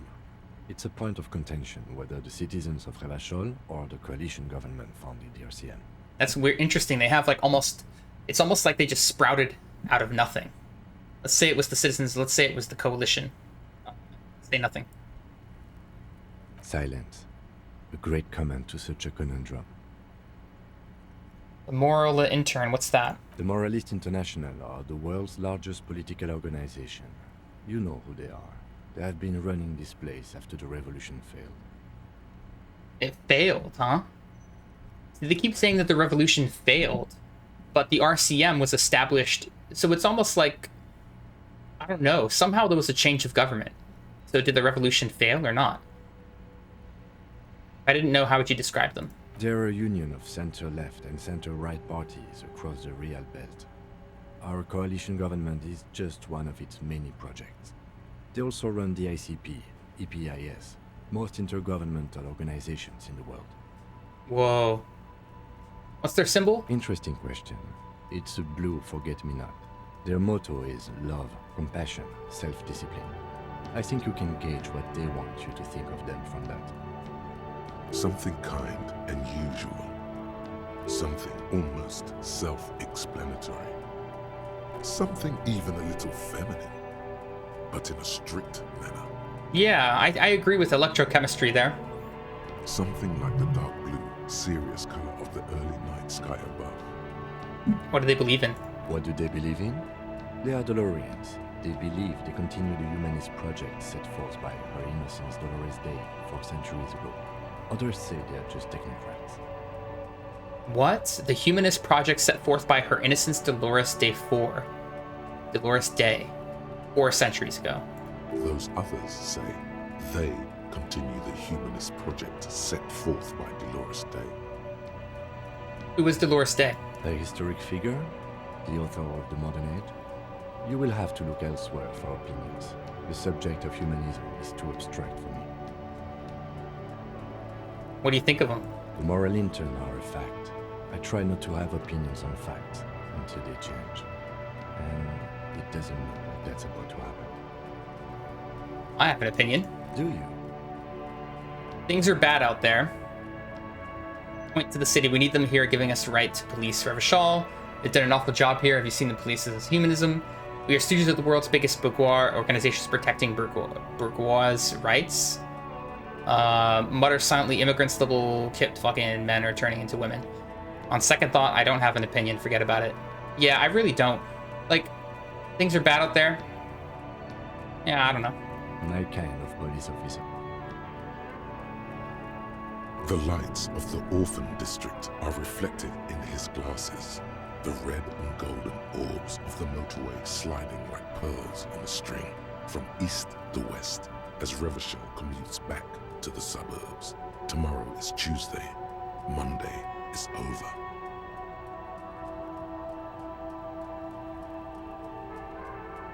Yeah, it's getting very cold now. Let's go.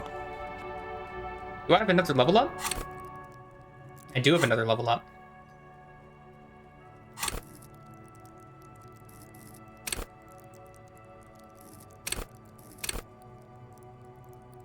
Oh, whoops. I have a point in interfacing, but I completely remember putting that point into savoir-faire is what I really wanted to do.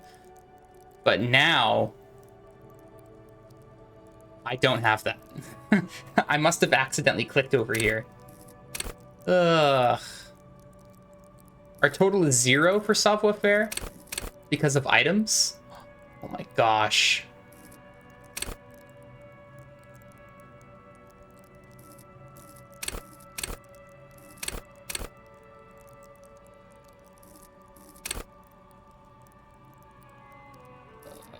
I don't know what I'm gonna level up. I'll do that later. I'll think about it. Find money for rent and pay guard. Find smokers and smoke them. I'm tempted to put the point into... Find smokes and smoke them. I'm tempted to put the point into just interfacing, just to make it an even number, because that's apparently important.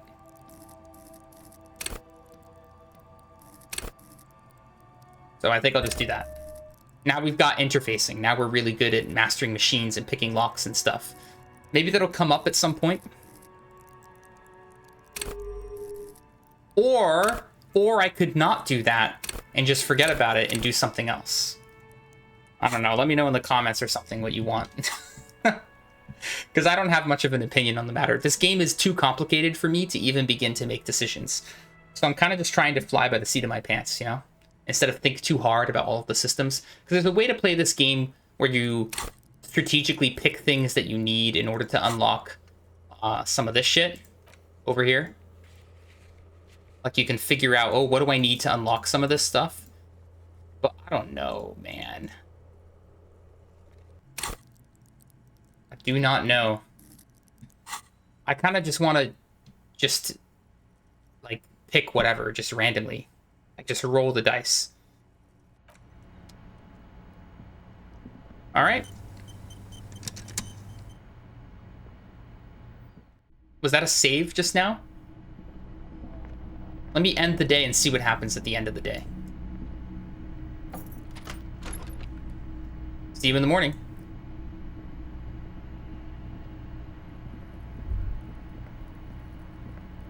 He's gonna go to the room next door. Hang on, can we like talk to him through the door? They should have sent... Words fail to describe how rank it smells. They should have sent a poet. It smells so bad that we need someone who knows words better to explain how bad it smells. That was one of the funnier things in the game so far. Wait, what's this?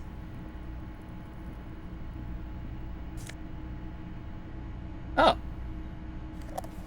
Didn't see that before. I wonder if my perception being higher has changed something. I'm tempted to put it into perception and just become a perception maniac as well. And just level up my perception a whole lot. That's one thing I could do. But why is my perception up to 5? I need to figure out which of these things allows my perception to go to 5. This one. Learning cap for perception raised to 5. Speed gives 1 psi, whatever that is. So I'd have to leave that on always in order to take advantage of leveling my perception. Or, here's a question for everyone before we end this episode. If I level up my perception to 3, and then I remove the Lonesome Way Home, will I still have 3 perception even though I can't level it anymore? Or will I lose the perception? You don't have to tell me this because this is a blind playthrough, so you guys are kind of in the driver's seat. Tell me if you want, but if anybody want it, but if none of you want to tell me and you'd rather me just do it for myself, then don't tell me. That's fine. I understand. I get it. The bed is cold and not particularly inviting, but it's yours.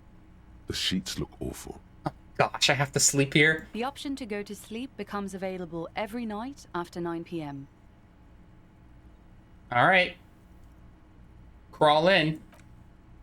I want to see if something happens when we sleep. The sheets feel at once coarse and clammy against your skin. The bed sags beneath your weight as you stretch out and finally close your eyes.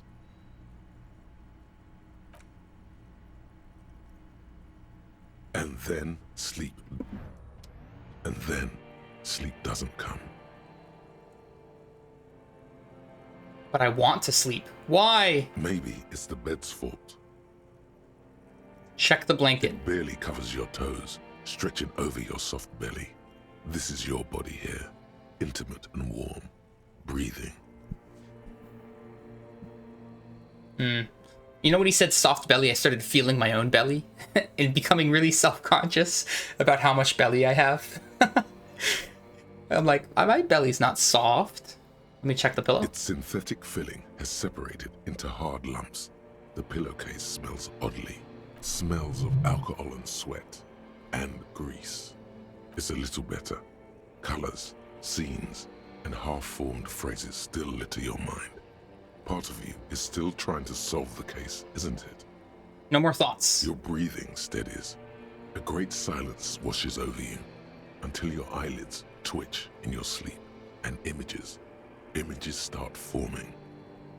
I'm at this point where I can basically not sleep at all unless I have like a podcast or a video up or something to listen to that I can think about, and it stops my mind from thinking about things that make me not want to go to sleep.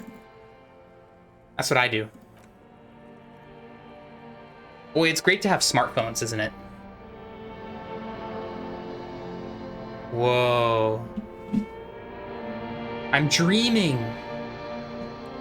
I'm dreaming.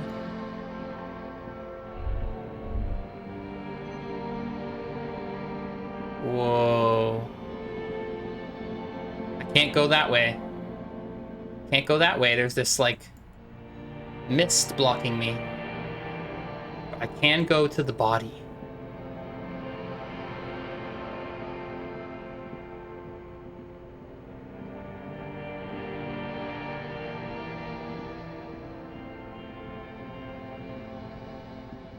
It's a disco. It's me.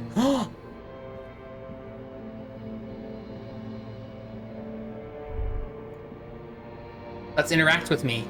Do you remember the scent of your childhood? What is this? What it says on the can, Harry. Answer the question. Hey, I'm sorry. I don't remember anything. Do you remember your wife's hand on your face? I'm not answering before you tell me who you are. You said who? I left. I was left. You know something I realized? Just like when you take a multiple choice answer test at school, you can learn a lot about what the answer might be by reading the different options that they give you. Like, they give you a lot of information. And this game is totally all about that. Like, it's not just about what you pick. It's fun to just read the different options, and it kind of gives you a lot of information about the character or who the character could be if you choose. It's interesting. Because, like, right here, even if I click number 1, we can assume that maybe I left my wife, or my wife left me, because it's kind of in my memory a little bit. Because if I pick this, if I pick I left. Oh no, Funky baby, you stayed. It was the rest of it that left. Or you just stood there, with one hand on the bottle and the other on your dick, watching it go. Tell me, where are your friends? Human beings have friends, Harry boy. Where the hell are yours? I can get it all back. No, it's gone. 3 times gone and never coming back. You failed. You failed me. You failed Elysium. What's Elysium? Everything. The Pale and the Islas. On the surface. The outer magnetosphere. Burning, furious truth. 8,000 years of written history. You really dropped the ball, Harry. 4.6 billion people. And you failed every single one of them. You really fucked up. You're not coming back from shit. Thrashing around in that high conductivity state of yours. Bumping into things and acting like a clown. Who are you kidding?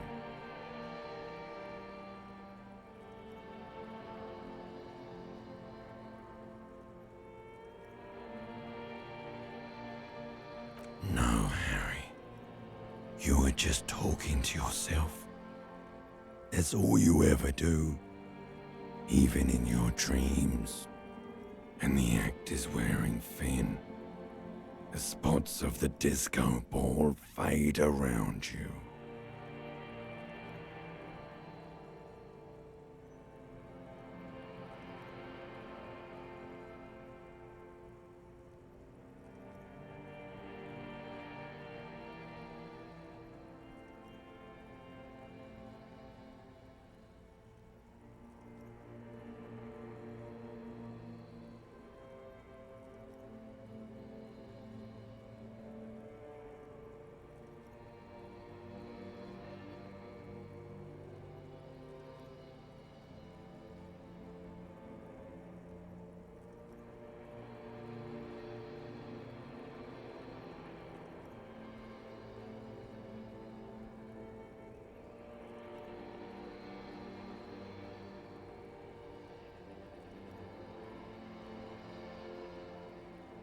You'll be back in those cold snakeskins in no time, sweating up the bed.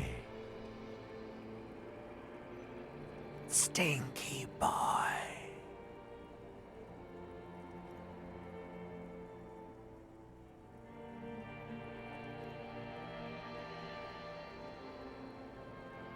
Help you?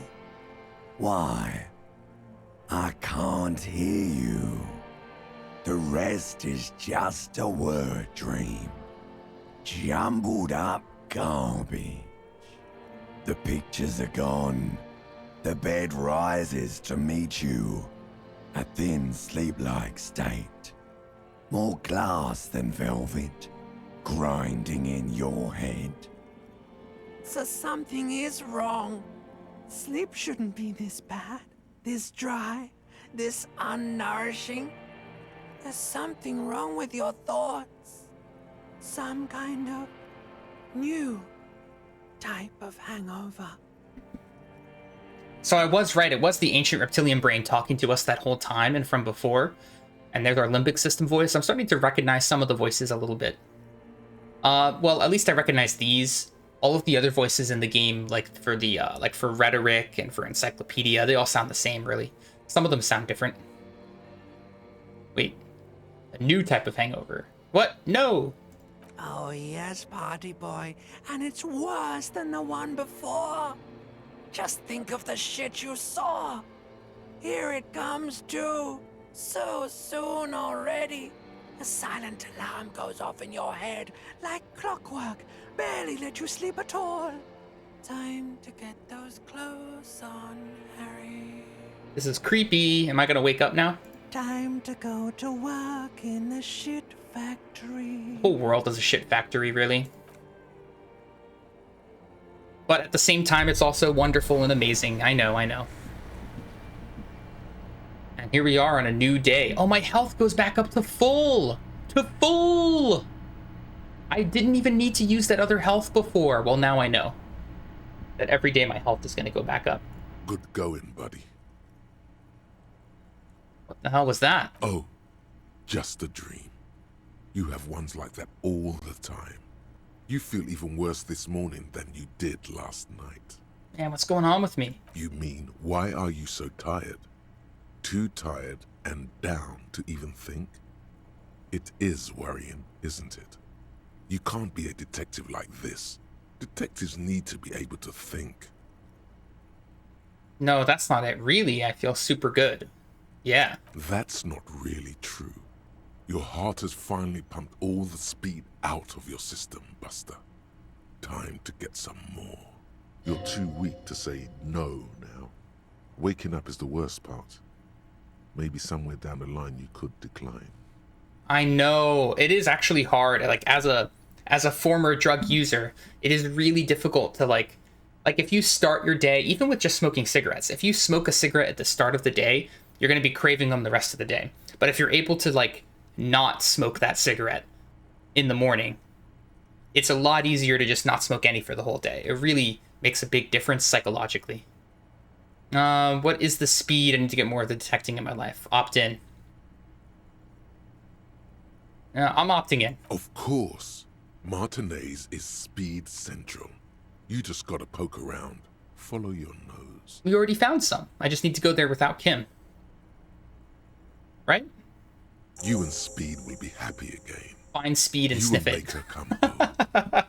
This time, it will Just be sniff different. it. Alright, well, on that lovely note, I'm going to be hitting a save. Bada boom, bada bing. Thank you so much for watching. I hope you've enjoyed.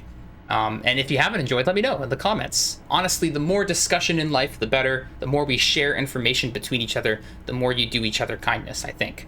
Information sharing is always good, and perspective sharing. Thank you, and bye-bye.